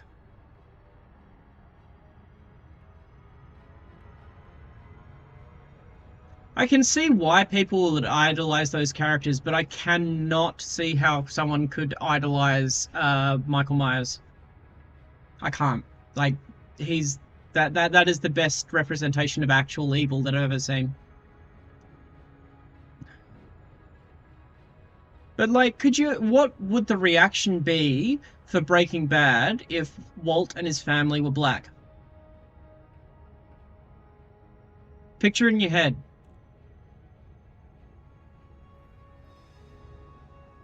I don't think that people would treat the show the same.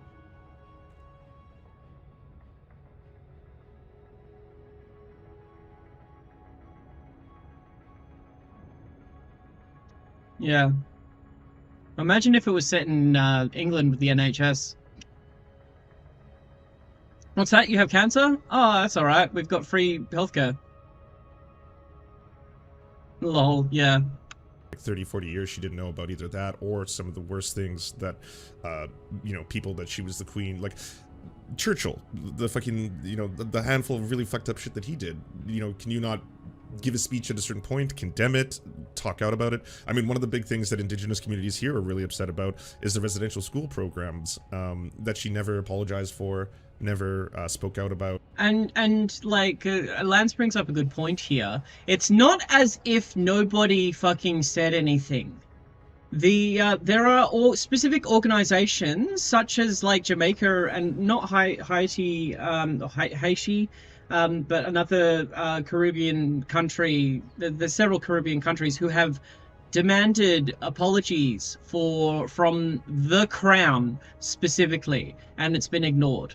Like, these are some of the reasons why people don't exactly fucking like the crown.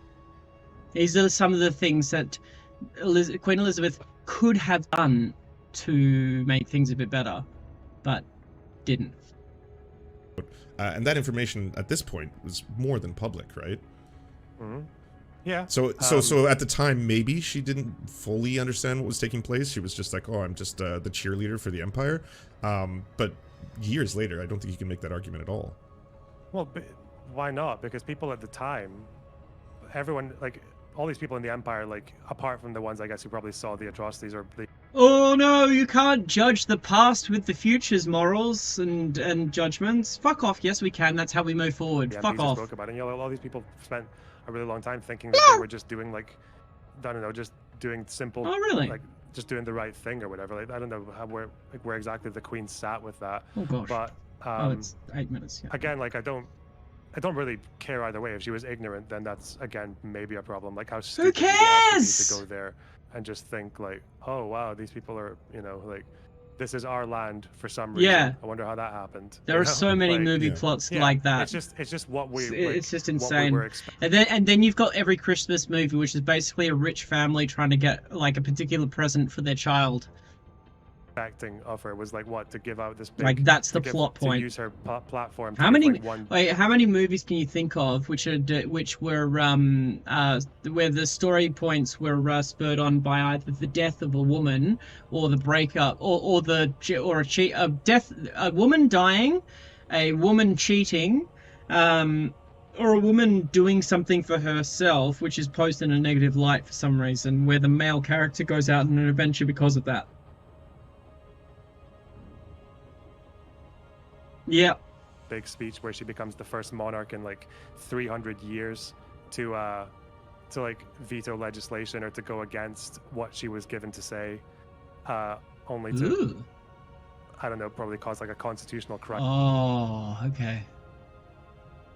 We were sent a video by a young man, said he saw this on TikTok and said, Dr. Brown, it would be great if you could put out a video rebutting this, because a lot of people are watching it and thinking it's true. So let's take a look at this video. Let's look at what it has to say, and let's ask, is it true or false? Fact? It is yes and no. Or fiction? Here we go.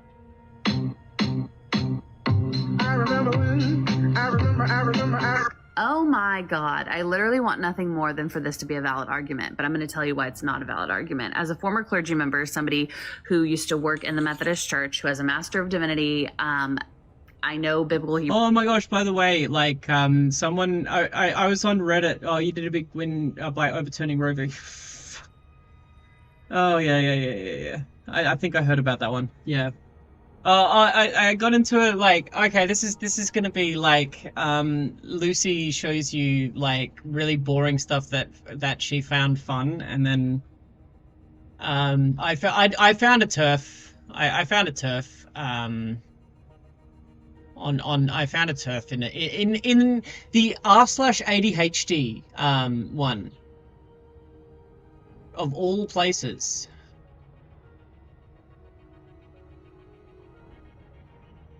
Oh wait, did they delete all their messages? Oh, I wanted to see. Okay, here we go. So for ADHD, IQ tested absolutely idiotic. Yeah. I want to see. I want to find it. I want to find my thing. Where is mine?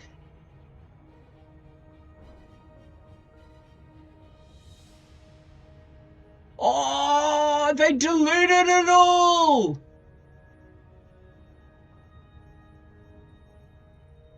They deleted it! Oh, fucking called them out and they deleted it. Well, basically, someone basically pretended to be a clin psych, and they pretended to be clin psych, like major, and like I looked at their post history, and they're basically like a turf. But yeah.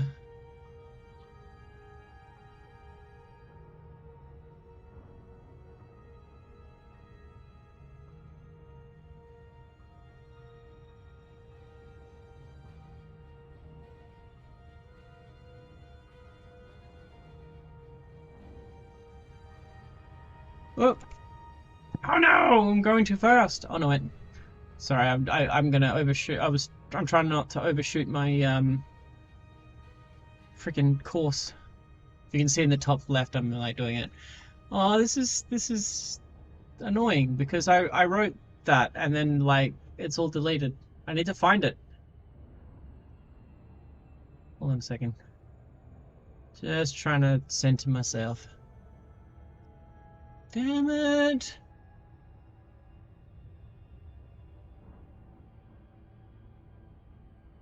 I freaking love space games. Show off that karma. Oh yeah, I've got almost 6,000 karma. Flex. I don't know if that's a lot or not much, but I'm almost at my destination, so just give me a check.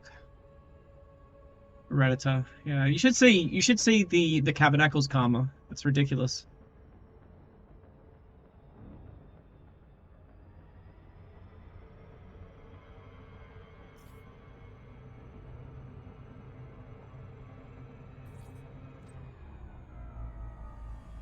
Friends? No, we're not. Like we were never friends. Like it's always been a parasocial relationship at the end of the day. Like.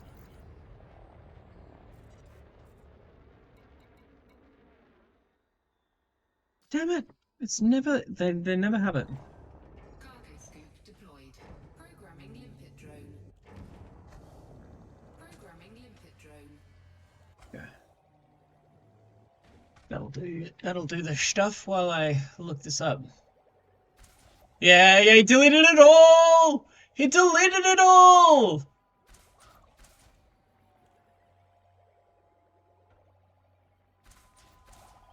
Fuck yes!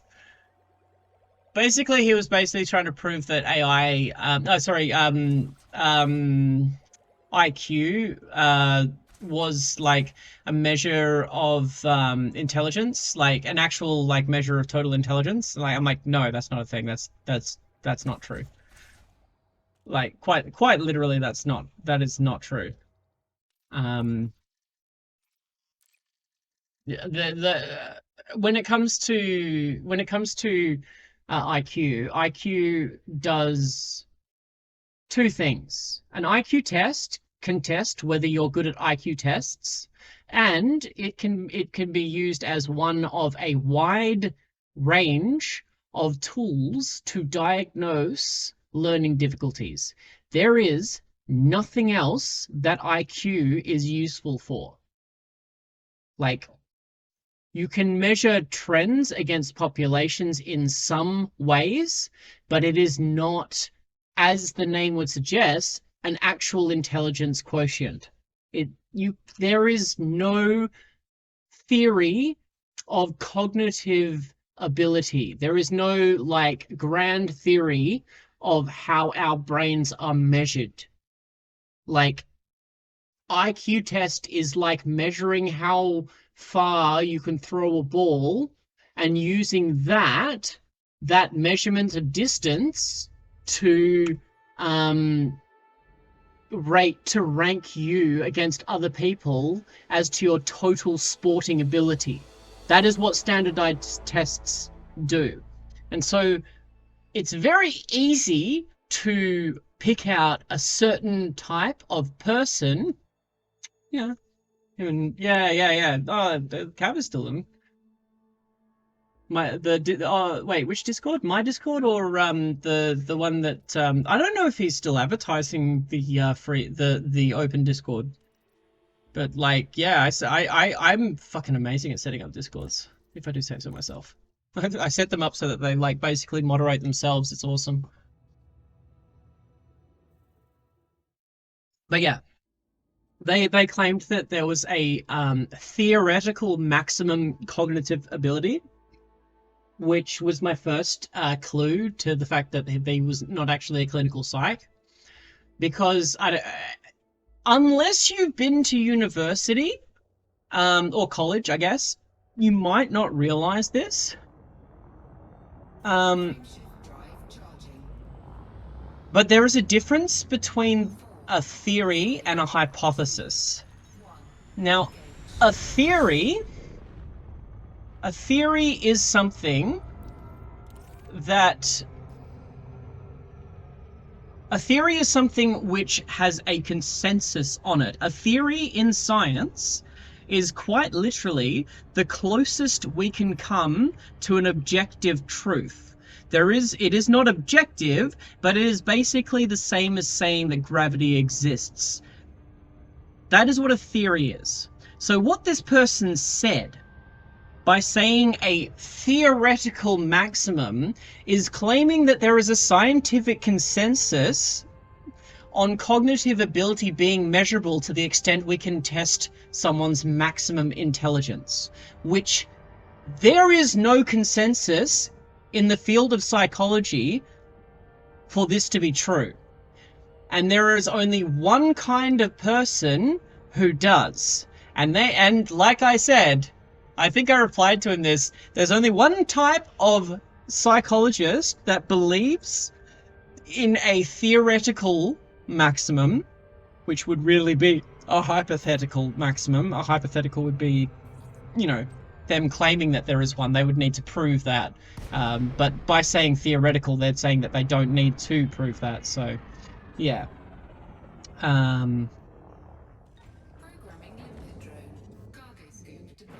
Exactly.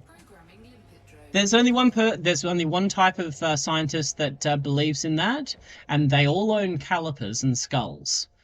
And then I looked at their stuff. Hold on, let me just I'm just gonna set that to automatically move forward a bit. I really want to find the original guy. I think they deleted their entire fucking account over this. I think they deleted their entire account over this. I told him to get his head out of his ass before he benzos someone to death. Because that's what those kinds of Clinsykes do. Fucking, like, I don't want to generalize, but, like, apart from, like, the few Clinsykes that I know personally, yeah, exactly, a shame. Apart from the few Clinsykes that I know and went to uni with, like, I find that a lot of Clinsykes online, at least, or people that call themselves Clinsykes, tend to be very fucking up themselves. Like, to the degree that they will make claims which they're not actually qualified to make. Like, they are not neuroscientists. As far as I know, they don't study neuropsychology to the degree that a neurologist would, which is important for that. But yeah, I don't know about psychopaths, but I'm sure that I saw the name here.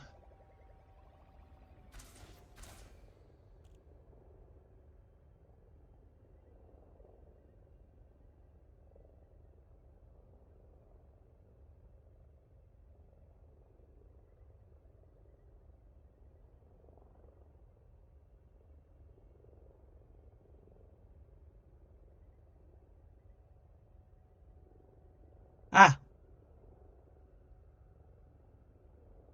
Found it.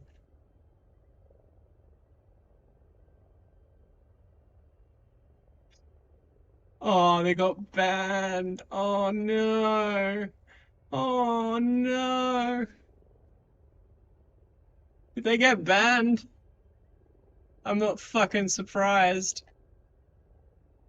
I love this. I love this. They fucking raged and they quit. Well, I was going to show you their post history because this would have been fun to, like, show you what they were.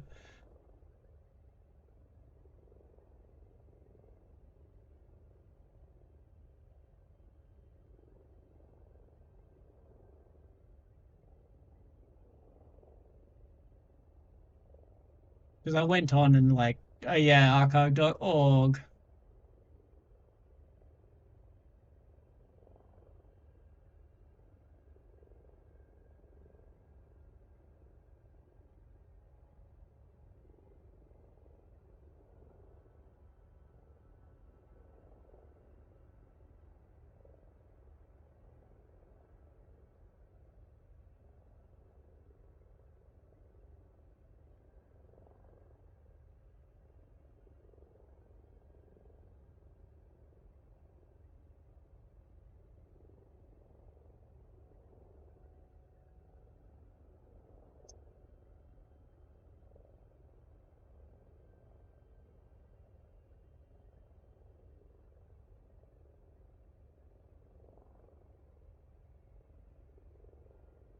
fuck?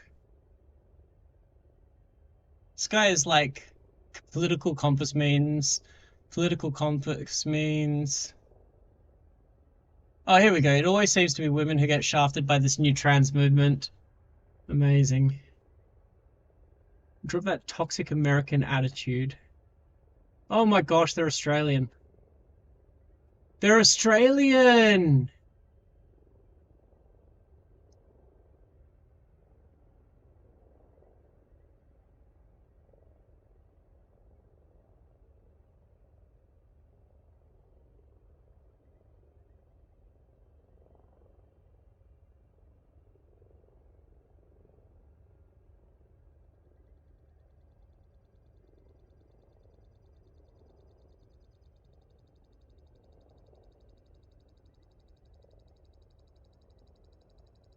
Holy shit! Holy shit! Oh, you mean like Sweden, where 26% of the population are immigrants? That were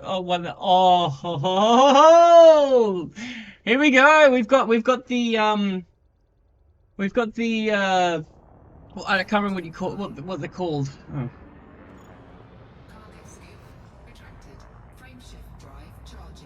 No, they're a troll. They're a fucking right-wing troll. They're a pole frog.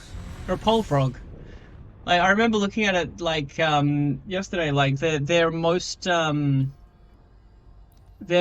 visited shit was pole. Yeah, pole troll. Pole frog. Yeah, slash pole. It's a fucking cesspool.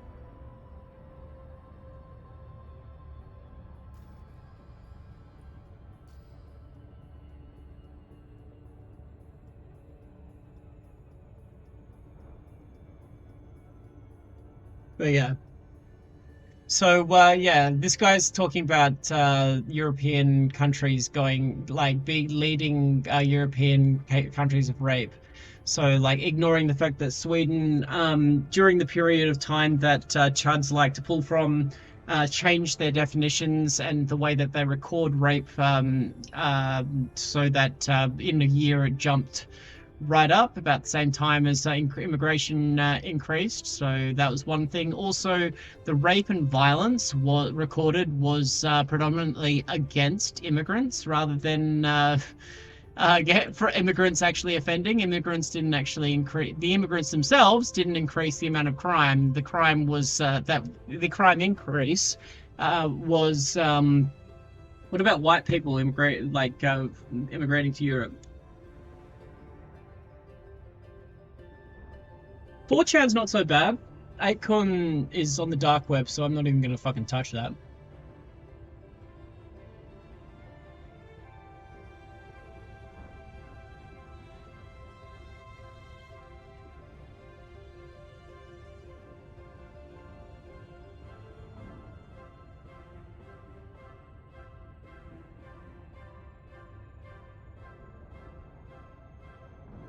In Tucker Carlson, huh?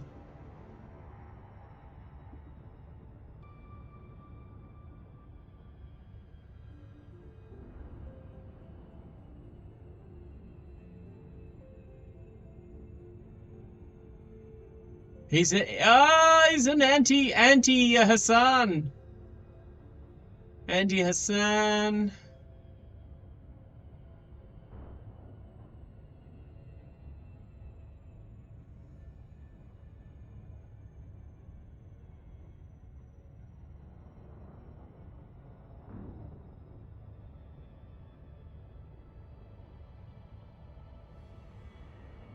Love it.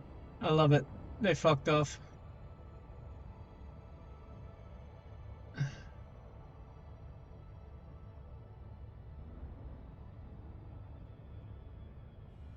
We got rid of them. Yeah. Fuck yeah. Don't fuck with the ADHD subreddit. We'll fuck you up. Alright.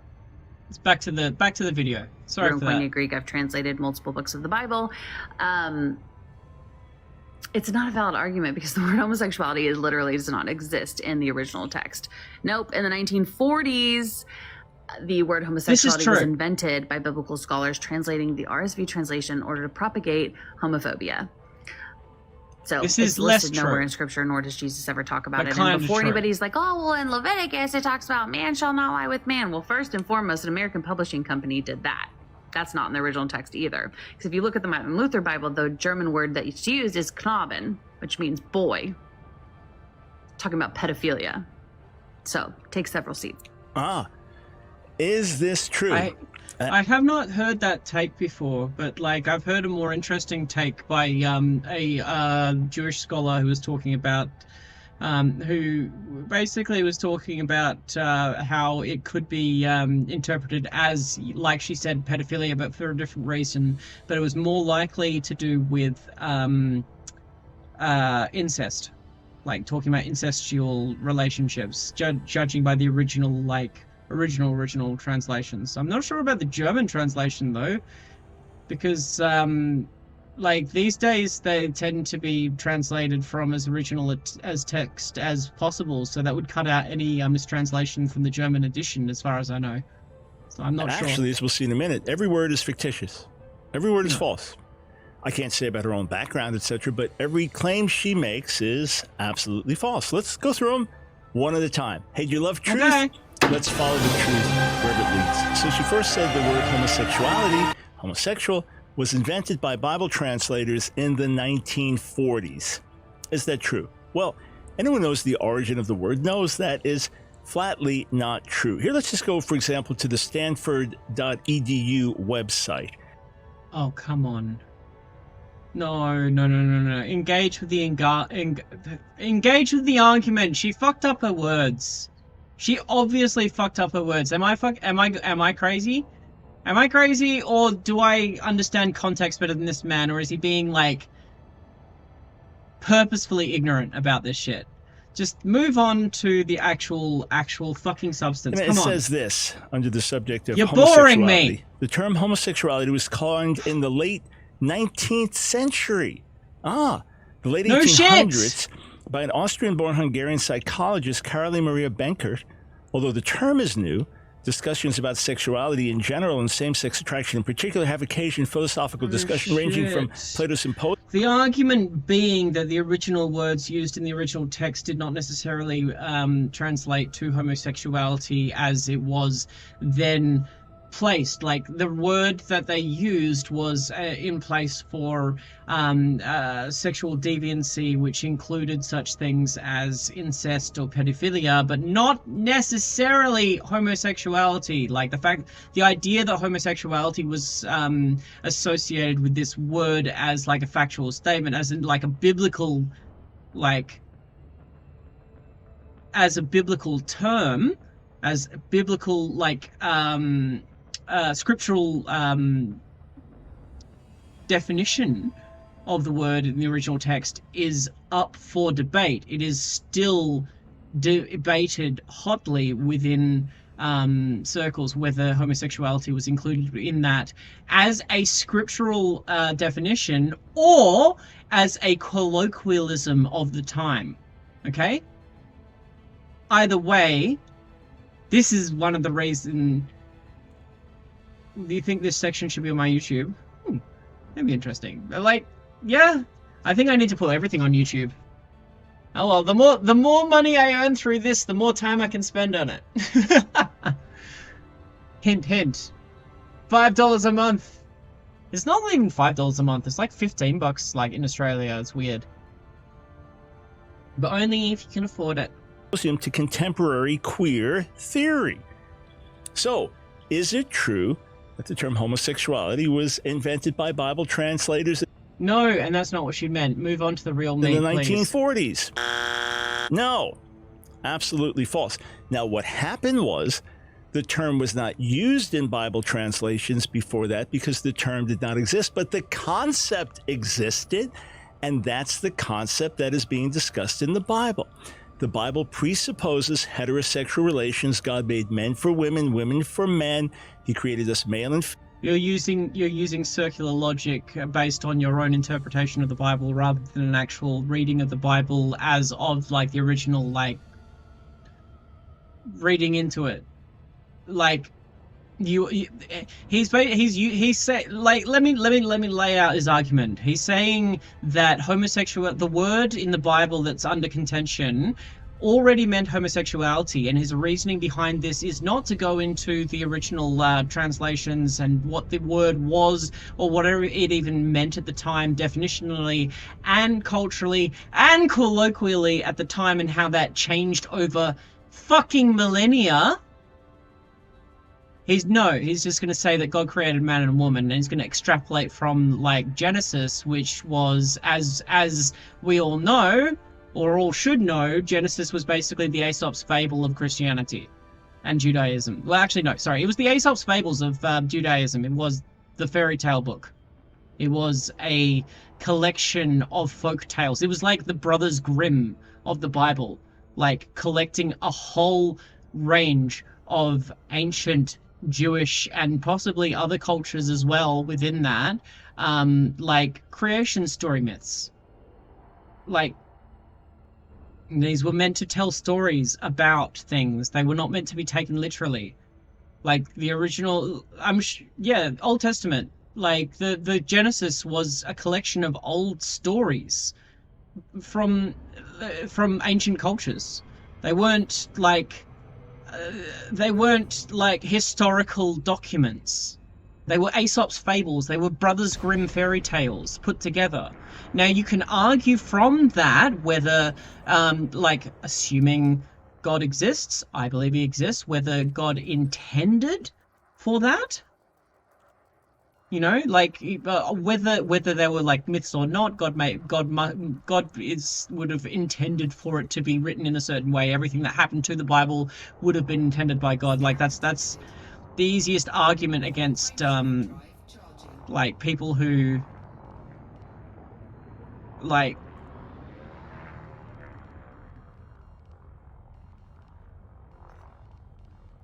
salvation, fire and brimstone shit. Yeah, I don't know. Like, I'm all for Jesus. Female. That's why the Bible talks about husbands loving wives and wives honoring husbands. That's why the Bible talks about children obey your father. The Bible says that because culturally at the time, like, women were treated as property within that culture. Like, the idea of that being something like, yeah, that was a cultural thing. That wasn't necessarily like a God commanded the relationship. And obviously, as an anti-fundamentalist Christian myself, it doesn't match up with what we know about love and the relationships, what we can develop with people. We can have healthy relationships with same-sex people, same-gendered people. We can have, like, relationships which are not based in some form of why is this working like this? There we go. We can have relationships with people who are not are our same gender. We can have relationships. We can not have sexual relationships, but have romantic relationships, and things work pretty well. We know that now.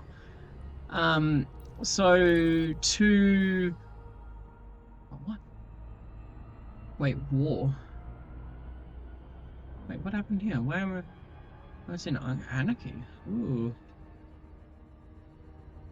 I don't know if I'll get to it in time, though.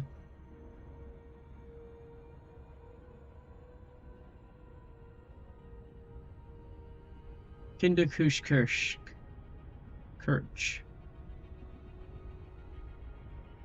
But yeah, let's continue. And mother, because heterosexuality is presupposed, and throughout the Bible, Old Testament. This is circular logic, not even taking the logic of the Bible, or not even taking the original text into account. He's literally taking his own interpretation of his reading of the Bible as the truth, and using circular logic to prove that. Like, he's not even paying attention to the Bible. This is, I could argue that this is blasphemic. He is blaspheming against the word of God by not taking the word of God, the scripture of God, into account while trying to pick up his argument.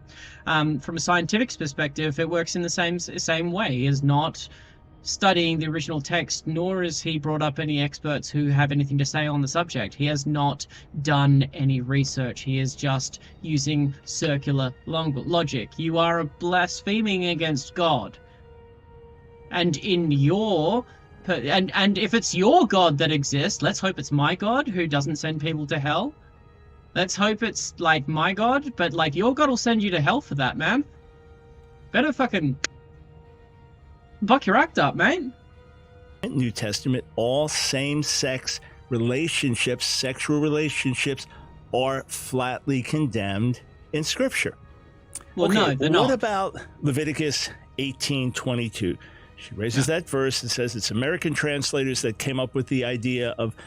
I mean, like, we're sidestepping the entire issue here as well. Like, at the end of the day,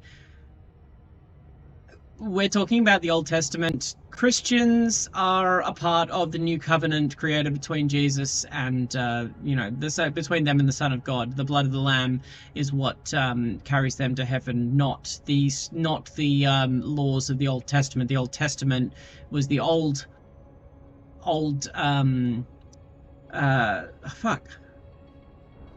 it was the old covenant between God and man, or person, God and person. Whereas the New Testament is the new covenant between God and person. God sent his only son, blah, blah, blah. You know, we all know that phrase. Like, Jesus is the way to heaven, not... It used to be follow these rules to go to heaven. Now it is follow Jesus, who preached a gospel of love, understanding, community, and communism. For man to lie with a man. Is that accurate? Well, let's take a look. Leviticus chapter 18, verse 22. I'll read the Hebrew really slowly. If you know Hebrew, it reads from right to left. Ve'et zachar, and with a male, lo tishkav, you shall not lie. Speaking to a male. Ve'et zachar.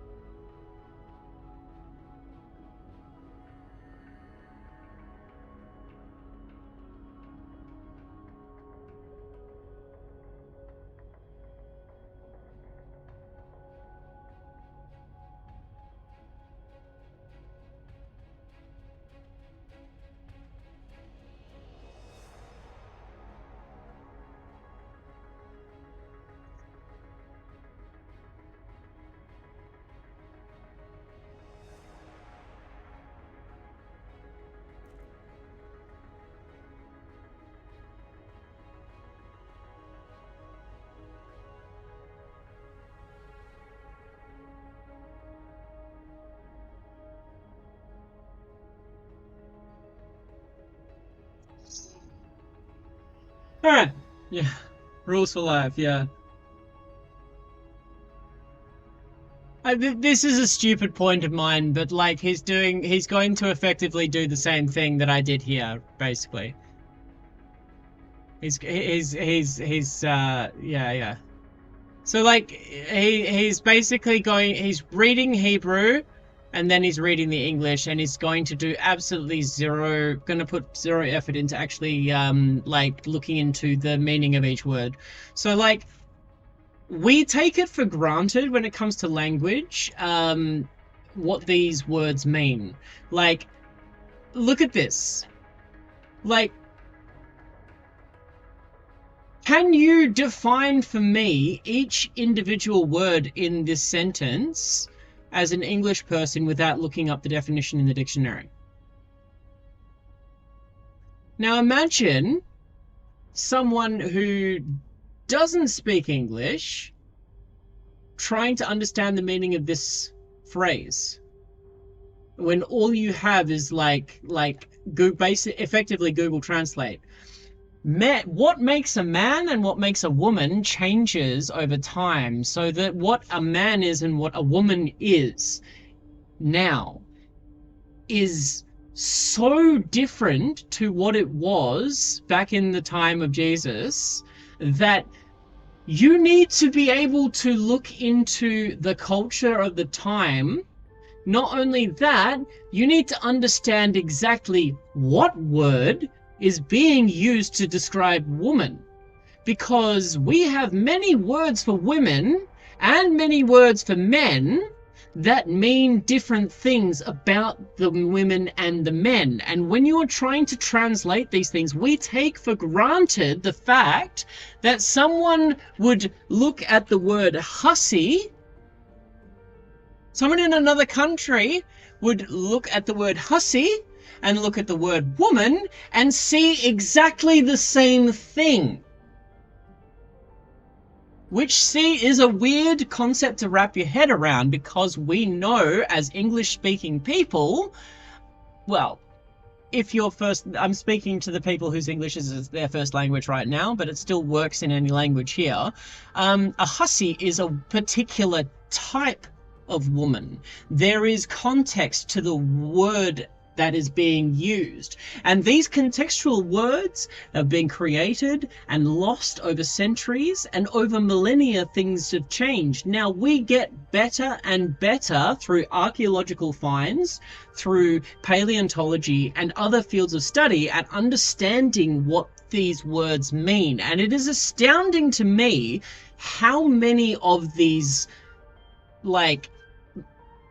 fundamentalist Christians don't actually consider any Jewish scholarship into these phrases, because there is actually a lot of debate over everything in the fucking Bible, everything in the fucking Torah, everything in the Jewish faith, over the meaning of these things. It's pretty interesting. It is a really interesting field of study.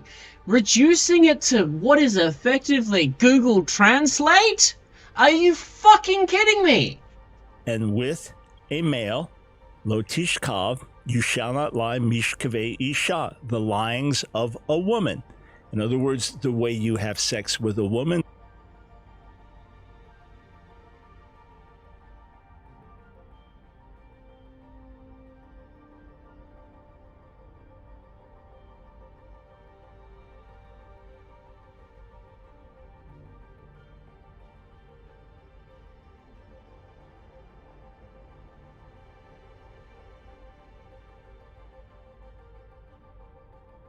This is basically a paraphrasing of what I was I can't find the video anymore. Alright, so the term homosexuality, did the term exist? Charles D. Myers confirms that none of the prophets in the Hebrew Bible mention homosexuality. So this is what you do. You look at the people who talk about these things. Historically sound, does not respond to questions raised by the queer community. Bringing no answer from the history of ancient Israel, we must turn to the text itself. No matter how we read the Hebrew Bible, we must remember that we are not reading in the original Hebrew language. Every Bible we read is translated from the original translations of Leviticus 18:22 into English fluctuate. So they move through. Blah blah blah. Kaylin Ling's understanding of Leviticus 18:22 gives us a better idea of the meaning. Lings discovers that the text is not self-explanatory in contrast to the version of most commentators. The Hebrew text is far more complex than English translators disclose. Lings thus maintains that the English text should be translated on the basis of Hebrew linguistics. He builds on the work of Davis Stewart about the idea that this passage is really about male-on-male incest.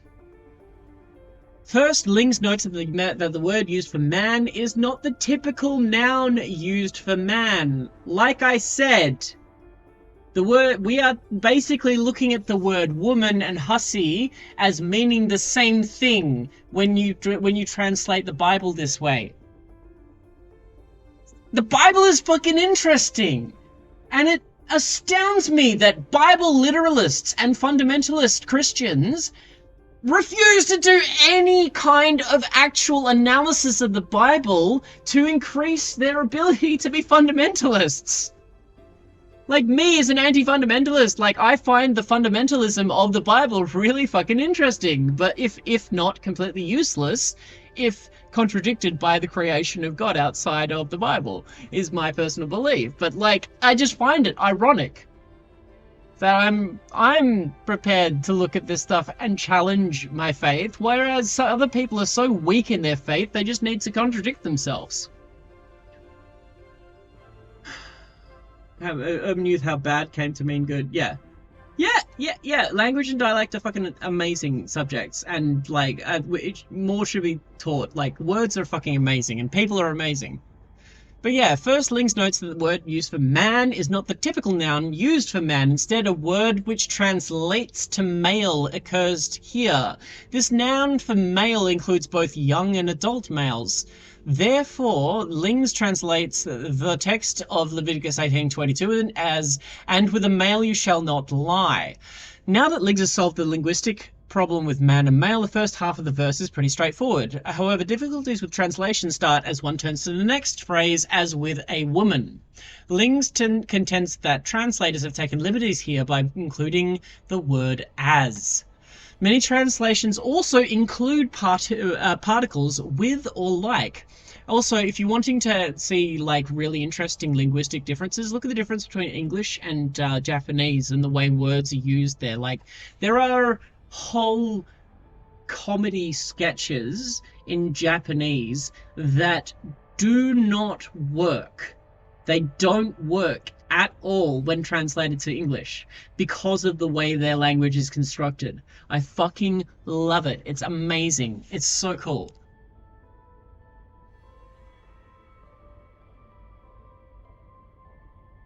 So many, according to Ling, these words are not part of the original Hebrew text. Thus, he translates the verse so far as, "With a male you shall lie down the lyings of a woman." Lings moves his work to the Hebrew word used for lyings. This word appears in the plural, which Milgram misses, and according to Lings, it's only found in these Leviticus 18:22 and Genesis 49:4. So basically, he's looking at the contextual clues based on, this is what, like, linguistics is. You look at like how things are used in other parts of the Bible to try and gain a contextual understanding of what they're being used. So like the references in Genesis, it depicts lyings as incest. So like we're looking at this, with these words which are related to young men, right? Adults or young men, and incest. So like this whole phrase, "You shall not lie with a man as you with a woman," has been so... I don't want to say mistranslated, because, like, on the face of it, like, I wouldn't blame people for translating it this way, as in it does look to be like that when you know, effectively Google Translate it. Yeah, just like puns. I got fucking sinophilia because of how different English is from all those languages. Like, what's pictograms? Oh gosh, pictograms. So like we're looking at something which could arguably mean that don't be incestuous. It could actually reference do not fuck your son. Don't fuck your kids is basically what this is saying. It's kind of it is kind of fucked up that it's not like it's fucked up. A little bit fucked up that it's only talking about don't fuck your son. It's not talking about not fucking your daughter. But like, okay, let's put that to the side for now. The Bible is yikesy.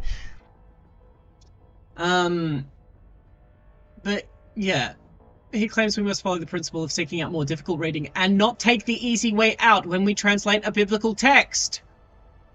If we take into account Genesis 49:2, then we discover the text refers to the forbidden act of incest. Womankind, while the word used for male is clearly referenced elsewhere in the Hebrew Bible for all ages, while the one used for woman refers to an adult woman. In fact, many times the word is translated as wife in English. It is important to note that the Hebrew presents an adult woman only, but uses a non-specific noun from the male. The adult can be talking about a young boy or grown man, but woman is clearly a grown woman. Therefore, Lings considers the context in which Leviticus 18:22 is written. He explains the passage deals with various illicit relationships in the sexual realm: one, marrying two sisters, intercourse with a menstruating woman, infidelity, and bestiality. Most of Leviticus 18 deals directly with incest also. Notably, the list of laws from Leviticus 18 is reordered in Leviticus 20. In Leviticus 18, the order of the topics is ambiguous, but in chapter 20, the so-called homosexual law appears within a list referring to incest. So not only is it mistranslated, but it's also this is the biblical equivalent of clip chimping.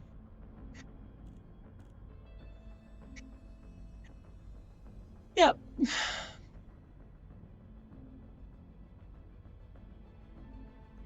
So yeah. But yeah, by all means, my friend, my dude, by all means, Google Translate that shit. The way you penetrate a woman, the way you are physically with a woman in a sexual relationship, you do not do that with a male. You do not penetrate another male. You do not. Wait, what? Wait. Where is it getting penetration from? Like, a what? woman, the way you are physically with a woman in a sexual relationship, you do not. I would argue millennia. Do that with a male. You do not penetrate another male. You do. That's not what the text says. That's not what it sexual says, relations dude. with another male. Toevahi. It is an abomination. It is detestable. Toevahi, an abomination, is a word that's reused in the Bible and often translated into homosexuality based on its their incorrect contextual translation of this particular text. Like, you don't know how meaningful it is that literal translation is the very definition of related. Here's the thing, though, like, the very definition of Fundie shit is what I just did then. What if they just wrong tips and there's no penetration? Well, for that, you can look to the history of lesbian nuns, which Stranger Eons has done a fantastic video series on them. That's actually quite funny. It's called Frotting. Now, here's the deal. Anyone who can read Hebrew, on any level, even in first-year Hebrew student, a child growing up reading Hebrew, let alone a biblical scholar, someone who knows biblical Hebrew, knows that the word boy, youth, does not occur there. It's not found. Not found, not hinted at. Zero. Okay. Wait a second. Just give me 5 seconds, because what he said then was absolutely incorrect. Like, that's not true at all. Wait, what? No. Wait a second. It's gals being pals. Okay, so alright, now I'm on track. Cool. So wait a second. So he just fucking like we just went through that passage, and I'm glad we did now, because we can just basically call him out for basically not knowing shit about the Bible. Holy fuck. Growing up reading Hebrew, let alone a biblical scholar, someone who knows biblical Hebrew, knows that the word boy, youth, does not occur there. It's not found. It is. It's literally like the word used. Alright, so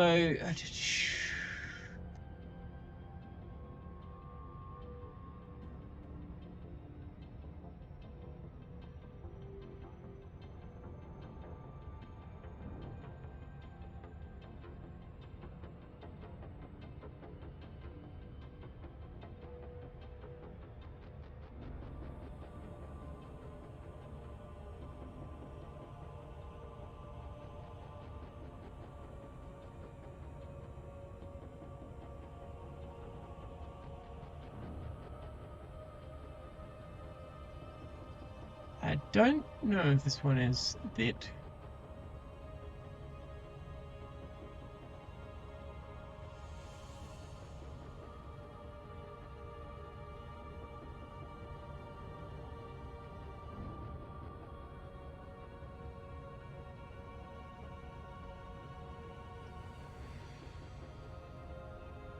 I'm just trying to find the original word.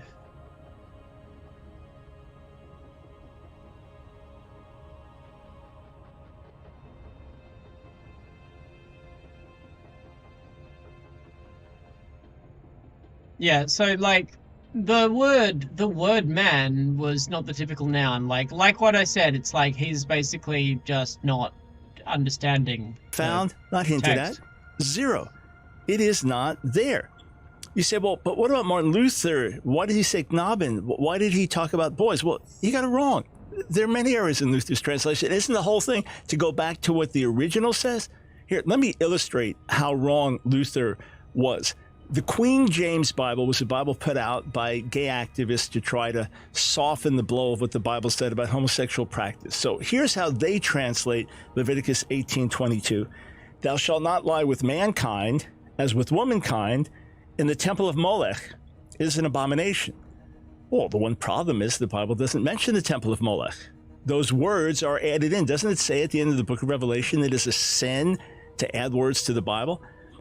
Was that written before or after the Bible was rearranged and edited by the Constantinople Accords? My dude. Also, is your God so weak that someone can make him irrelevant by simply changing words in the Bible?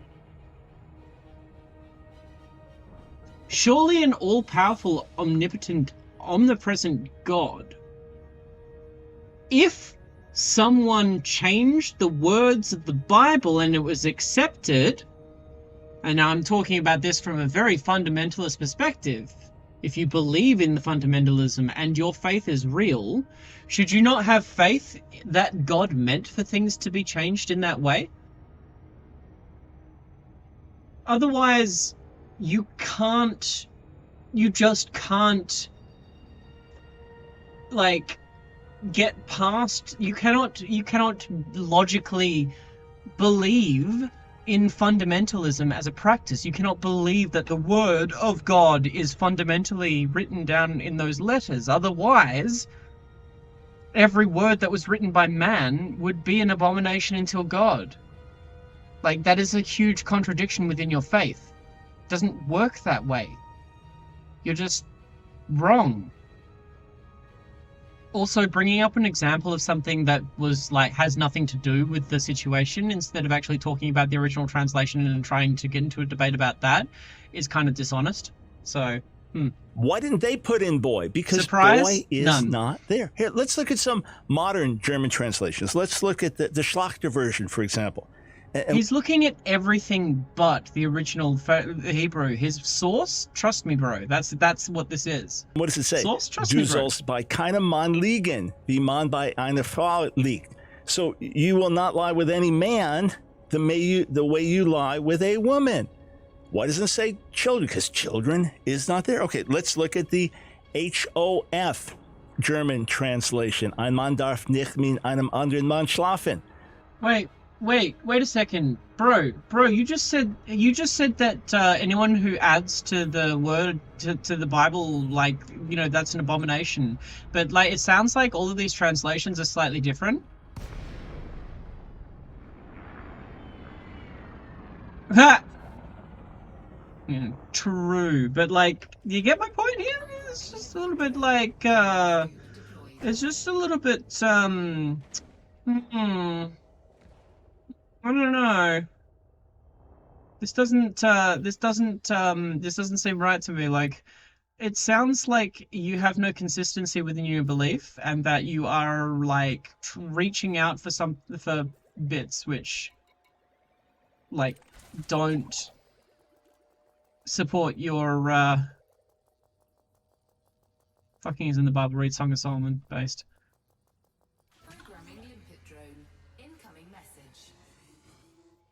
A man may not lie with another man. Why doesn't it mention children? Because children is not there in the text. The text has nothing to... You're looking at modern translations and you're ignoring the original contextual, like, relationship between the words in the Bible. You are being dishonest and lazy. You are... Let's look at the New Testament here. Do not choose... Oh, no, wait, sorry. This is still Old Testament. I think it's a Psalms... Oh, fuck, I can't even remember. Wait. But do not choose the wide path choose the opposite path. I can't remember, but like you doing it against the Bible. The Bible tells you not to do the wide path. Shut up. I'm smart. To do with pedophilia. It does not mention that. Well, how about the ancient translations? Translations that go back 2,000 years, translations of the original Hebrew. What did they say? Let's look at the Aramaic Targum. It says this, V'yach dekora lo tishkav mishkafei ita, toevahi. And you have the exact same thing as the Hebrew. And with a male, you shall not lie, the lyings of a woman. How about the Septuagint version, the Greek translation of the Hebrew Bible, which source? Trust me, bro. Goes back even before the time of Jesus. What does it say? Kaimeta arsenas. And with a male, you shall not lie, the lyings of a woman. There it is again. And with a male, the exact same words. Why? Because that's what the Hebrew says. Anyone on the planet who can read the Hebrew knows that's the case. There's no mystery. This is why you have hundreds, thousands of translations. Mate, like you can learn how to read Japanese and still not understand Japanese humor because of the way that it's like completely like a complete different paradigm from English humor and contextual stuff. The way you culturally talk about things, it is not enough. It is not enough to. It's weird.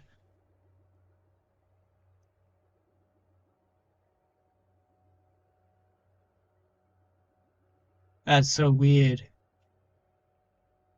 My my OBS and my little Twitch chat overlay lagged like 5-10 seconds behind the chat on my stream. That's so fucking weird. But yeah, I was lost. A rich man, a camel in the eye of a needle. Yeah, that one's a good one. People take Twatch. That all read the same way. What about the ancient Syriac? What does the Syriac say? The exact same words, again, going from right to left. What's the second word there? Dichra. And with a male, you shall not lie. The lyings of a female, the exact same thing. Okay, here, let's look at another ancient translation, the Vulgate. The Vulgate, which is the Latin translation. What does the Vulgate say? Cum masculo. With a man, you will not lie, the lyings of a woman. It's an abomination. So, is it true that Leviticus 18:22, which prohibits a man from having sex with another man, is it true that it is actually referring to pedophilia? No. Completely false. Total. Source? Trust me, bro. Trust me, bro, and look at all of these modern translations from after the point in which they'd be relevant. I do need to run to the ladies' room. But don't go anywhere, or do. Either way, though, I will see you very shortly. I'll be back. I'll be back.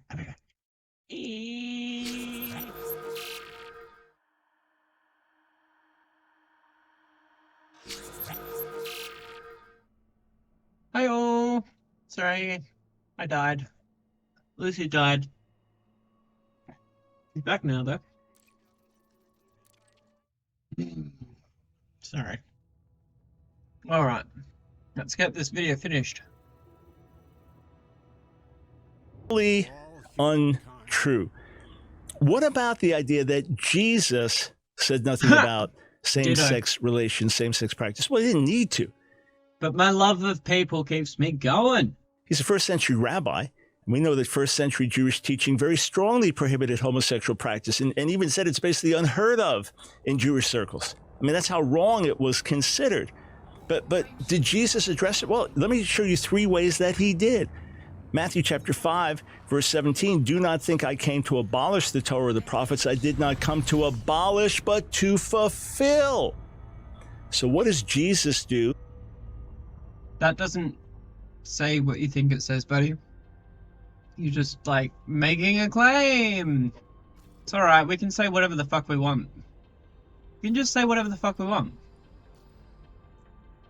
It all comes around to prove us in the end anyway. We don't have to be correct. We just have to, you know. It was just ridiculous. Oh, Joy 2. Joy 2. No. Alright, well, let's get it.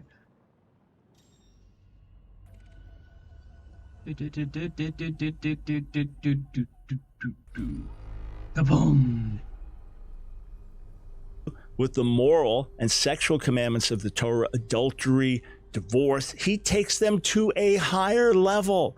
If it was detestable for a man to sleep with a man under the Torah, it's even more detestable under the teaching of Jesus.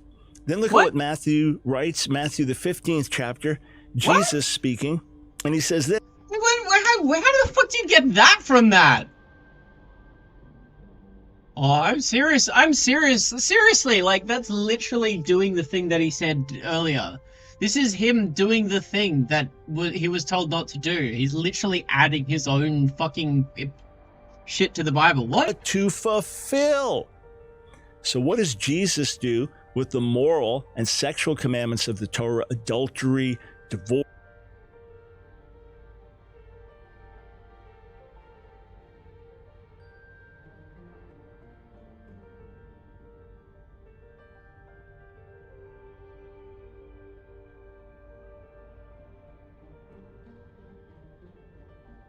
Until all things come to pass.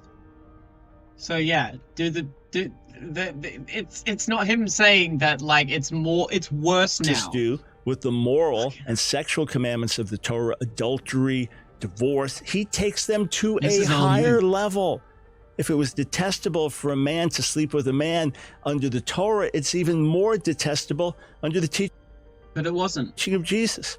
Then look at what Matthew writes, Matthew the 15th chapter, Jesus speaking, and he says this. He says, what you eat doesn't defile you, it's what comes out of your heart. And he says, for out of the heart, verse 19, Matthew. So it's okay to, like, say, so Jesus says that he wasn't here to abolish the Torah, but then, like,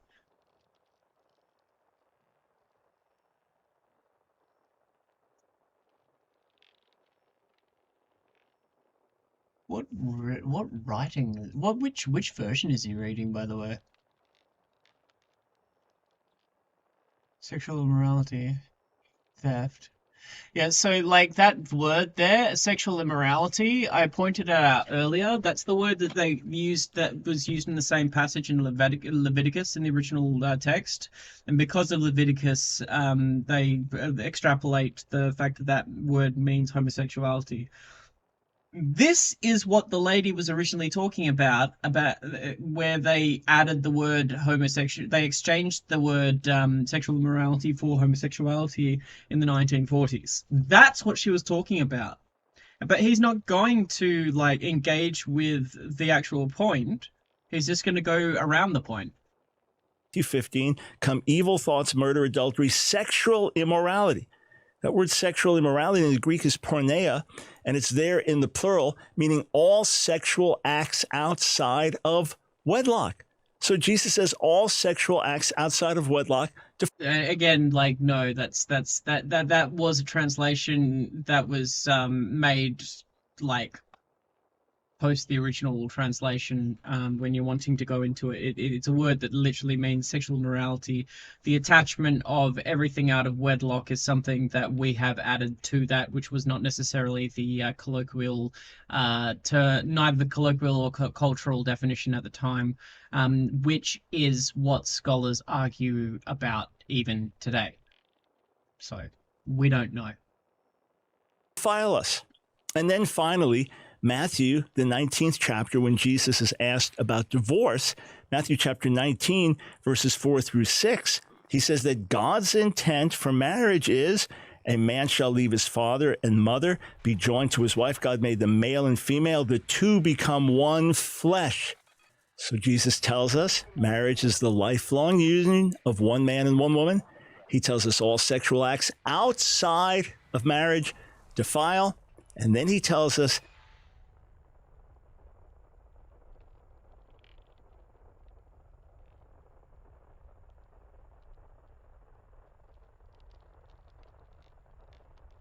again, this is the biblical version of clip chimping they're talking about. This is talking about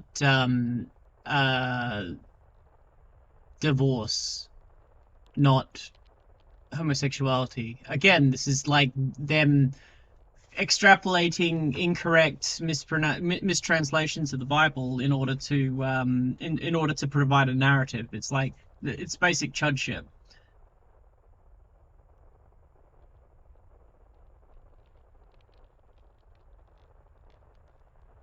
Yeah. That again. Exactly. I mean, this is an example of something I would disagree with Jesus about. Because I don't believe that the institution of marriage, even at the time, was a good thing. It was considered the ownership of women, which was normal at the time. So yeah. It doesn't stand up to our current knowledge of what's good for people, what makes people happy, what makes people healthy, what healthy relationships look like. We have a much better grip on these concepts now, based on the study of the world that God created. We can only get better, unless we focus on the old ways of the past. So yeah, if Jesus did say this, I disagree. But that's because my God's better than yours. So yeah. Thus, marriage is the lifelong union of one man. But he didn't say anything about defiling and one woman. So He tells us all sexual acts outside of marriage defile. He didn't say that. And then he tells us the that he third takes one. the I could be standards wrong. of the Torah and the prophets, the moral standards, to an even higher level. That is how he fulfills those. So is it true that Jesus said nothing about homosexual practice? Not true. 3 strikes, you are out. Hey, he didn't actually say anything about homosexual. You extrapolated from what he said. You have extrapolated that based on your additions to the biblical texts. That's not what that had not. Yeah, you're not.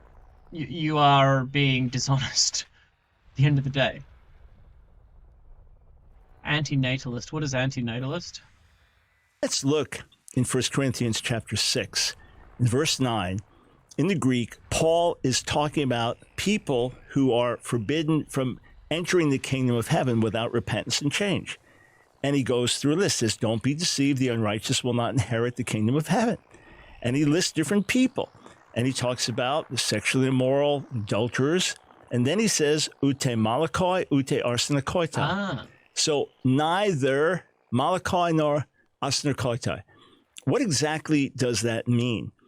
Greek scholars have recognized for some time, including gay and lesbian Greek scholars, that this refers to men having sex with men and talks about 2 different aspects of that relation. It says, don't be deceived, the higher level. That is how he fulfills those. So is it true that Jesus said nothing about homosexual practice? Not true. 3 strikes, you are out. Hey, let's look in 1 Corinthians chapter 6, in verse 9.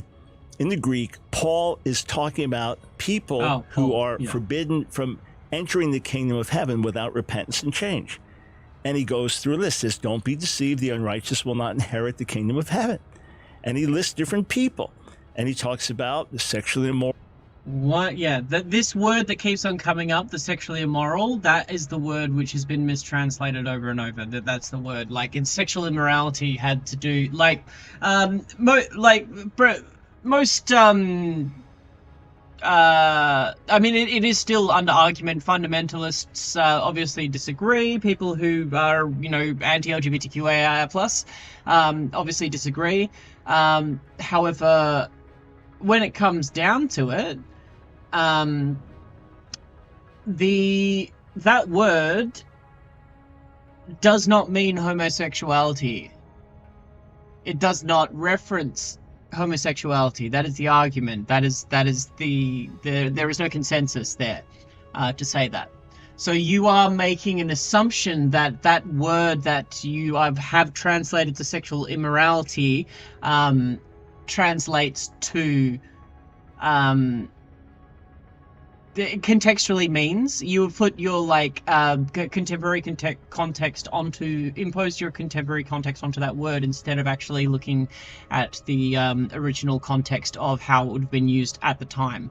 And most like progressive scholars looking at anthropology and the study of the linguistics and the culture of the time would say that that generally has to do with things that we find abhorrent today, such as incest, rape, pedophilia, bestiality, those sort of things, which are, you know, we know without needing the Bible that those things have inherent problems with them.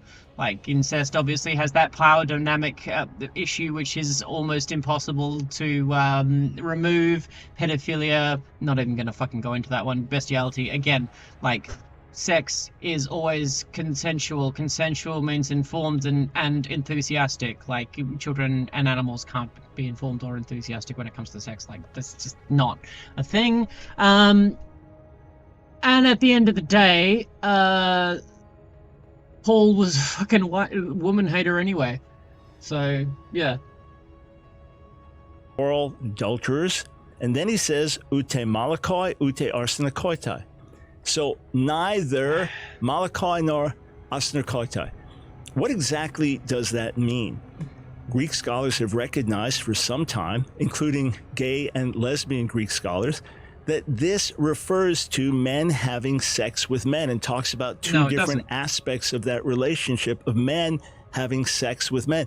In fact, one of the leading lesbian feminist scholars who's addressed issues of what the Bible says about homosexuality, Bernadette Bruton, look at what she says in her book, Love Between Women, Early Christian Responses to Female Homoeroticism. That's the title of the book. She said, I see Paul as condemning all forms of homoeroticism. So Paul, this is a lesbian feminist scholar in her book, Love Between Women, Early Christian Responses to Female Homoeroticism. She said, I see Paul as condemning all forms of homoeroticism. So any form of a man or a woman in a same-sex relationship. So you're going to quote like what she said about her opinions, but not going to look into any of. You're not going to look into any of the information behind that to challenge those ideas. Like this is your intellectual responsibility when it comes to looking up these things. Like I know it's like kind of. It's kind of weird for me to have like to expect like a scientific level, but like, whoa, hey buddy, like a scientific level of information, like when it comes to this sort of stuff. But like, geez, maybe.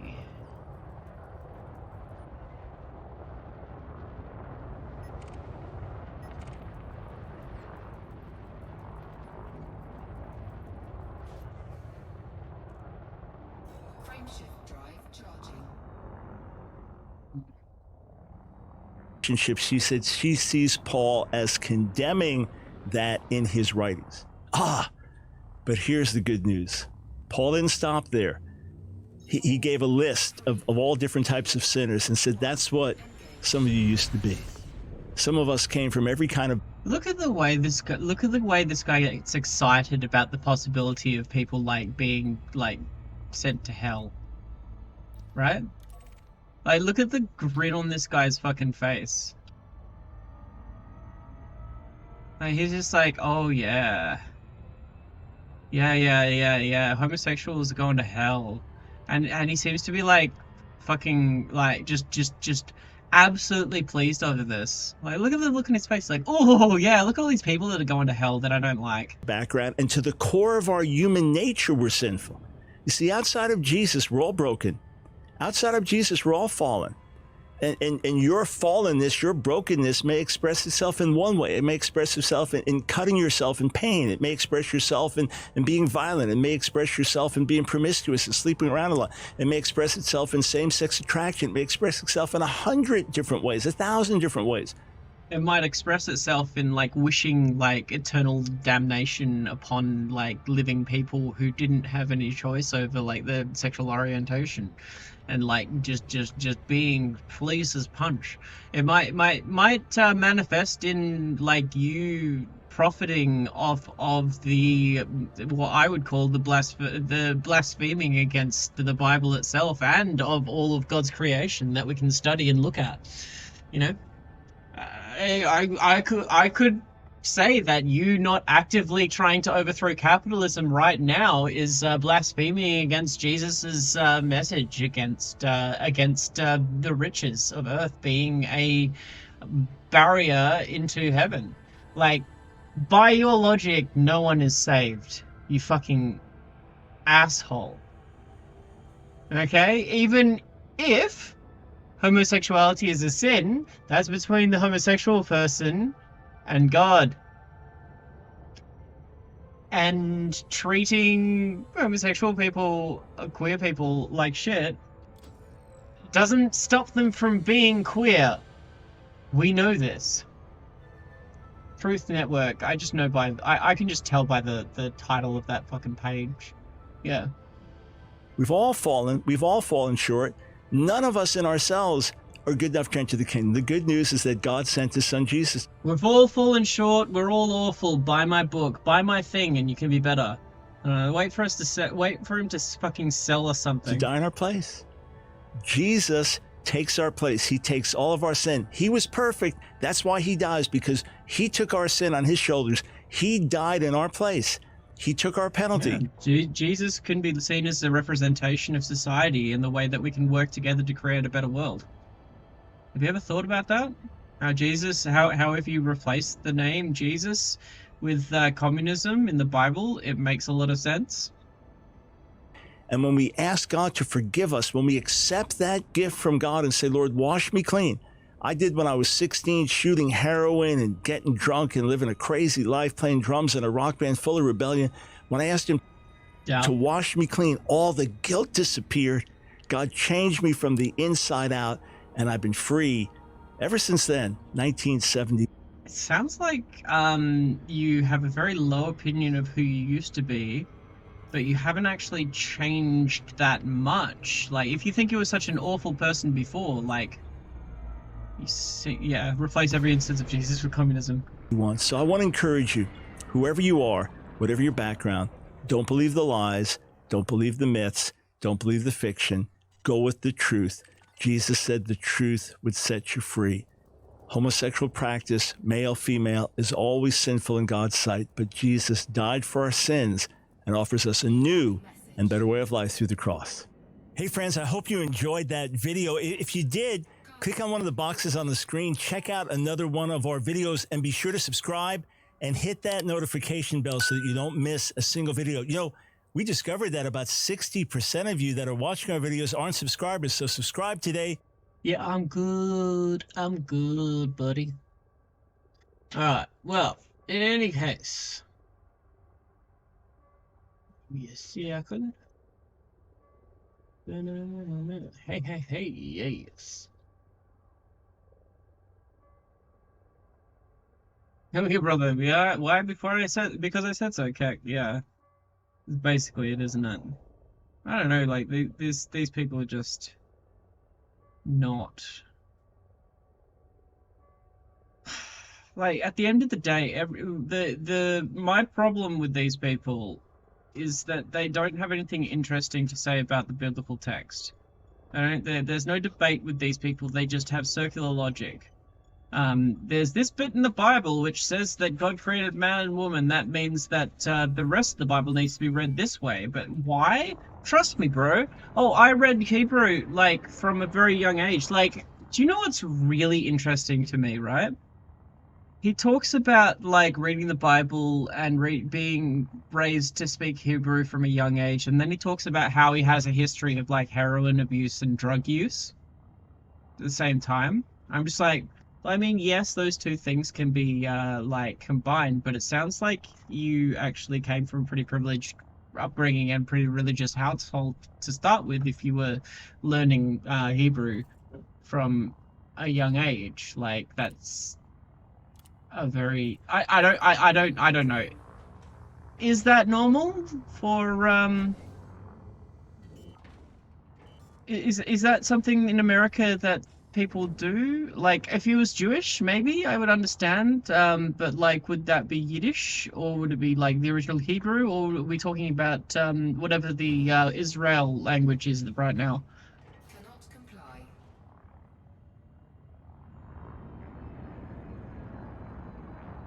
Wait, what?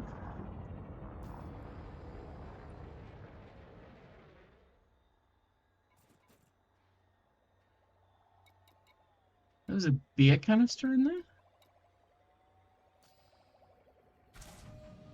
Wait, what did he pick up? What did he fucking pick up? I don't even think there was anything to pick up. Oh. Cargo scoop retracted. Frame shift drive. In any case, that is it for today. I shall be back tomorrow for more cringe, probably. But until then, take care of yourself, and take care of someone else. And yeah, don't forget to drop a follow, maybe subscribe if you can afford it. You got the Twitch Prime and all that sort of stuff. Got my Patreon, all that cool stuff. Love ya. See you next time.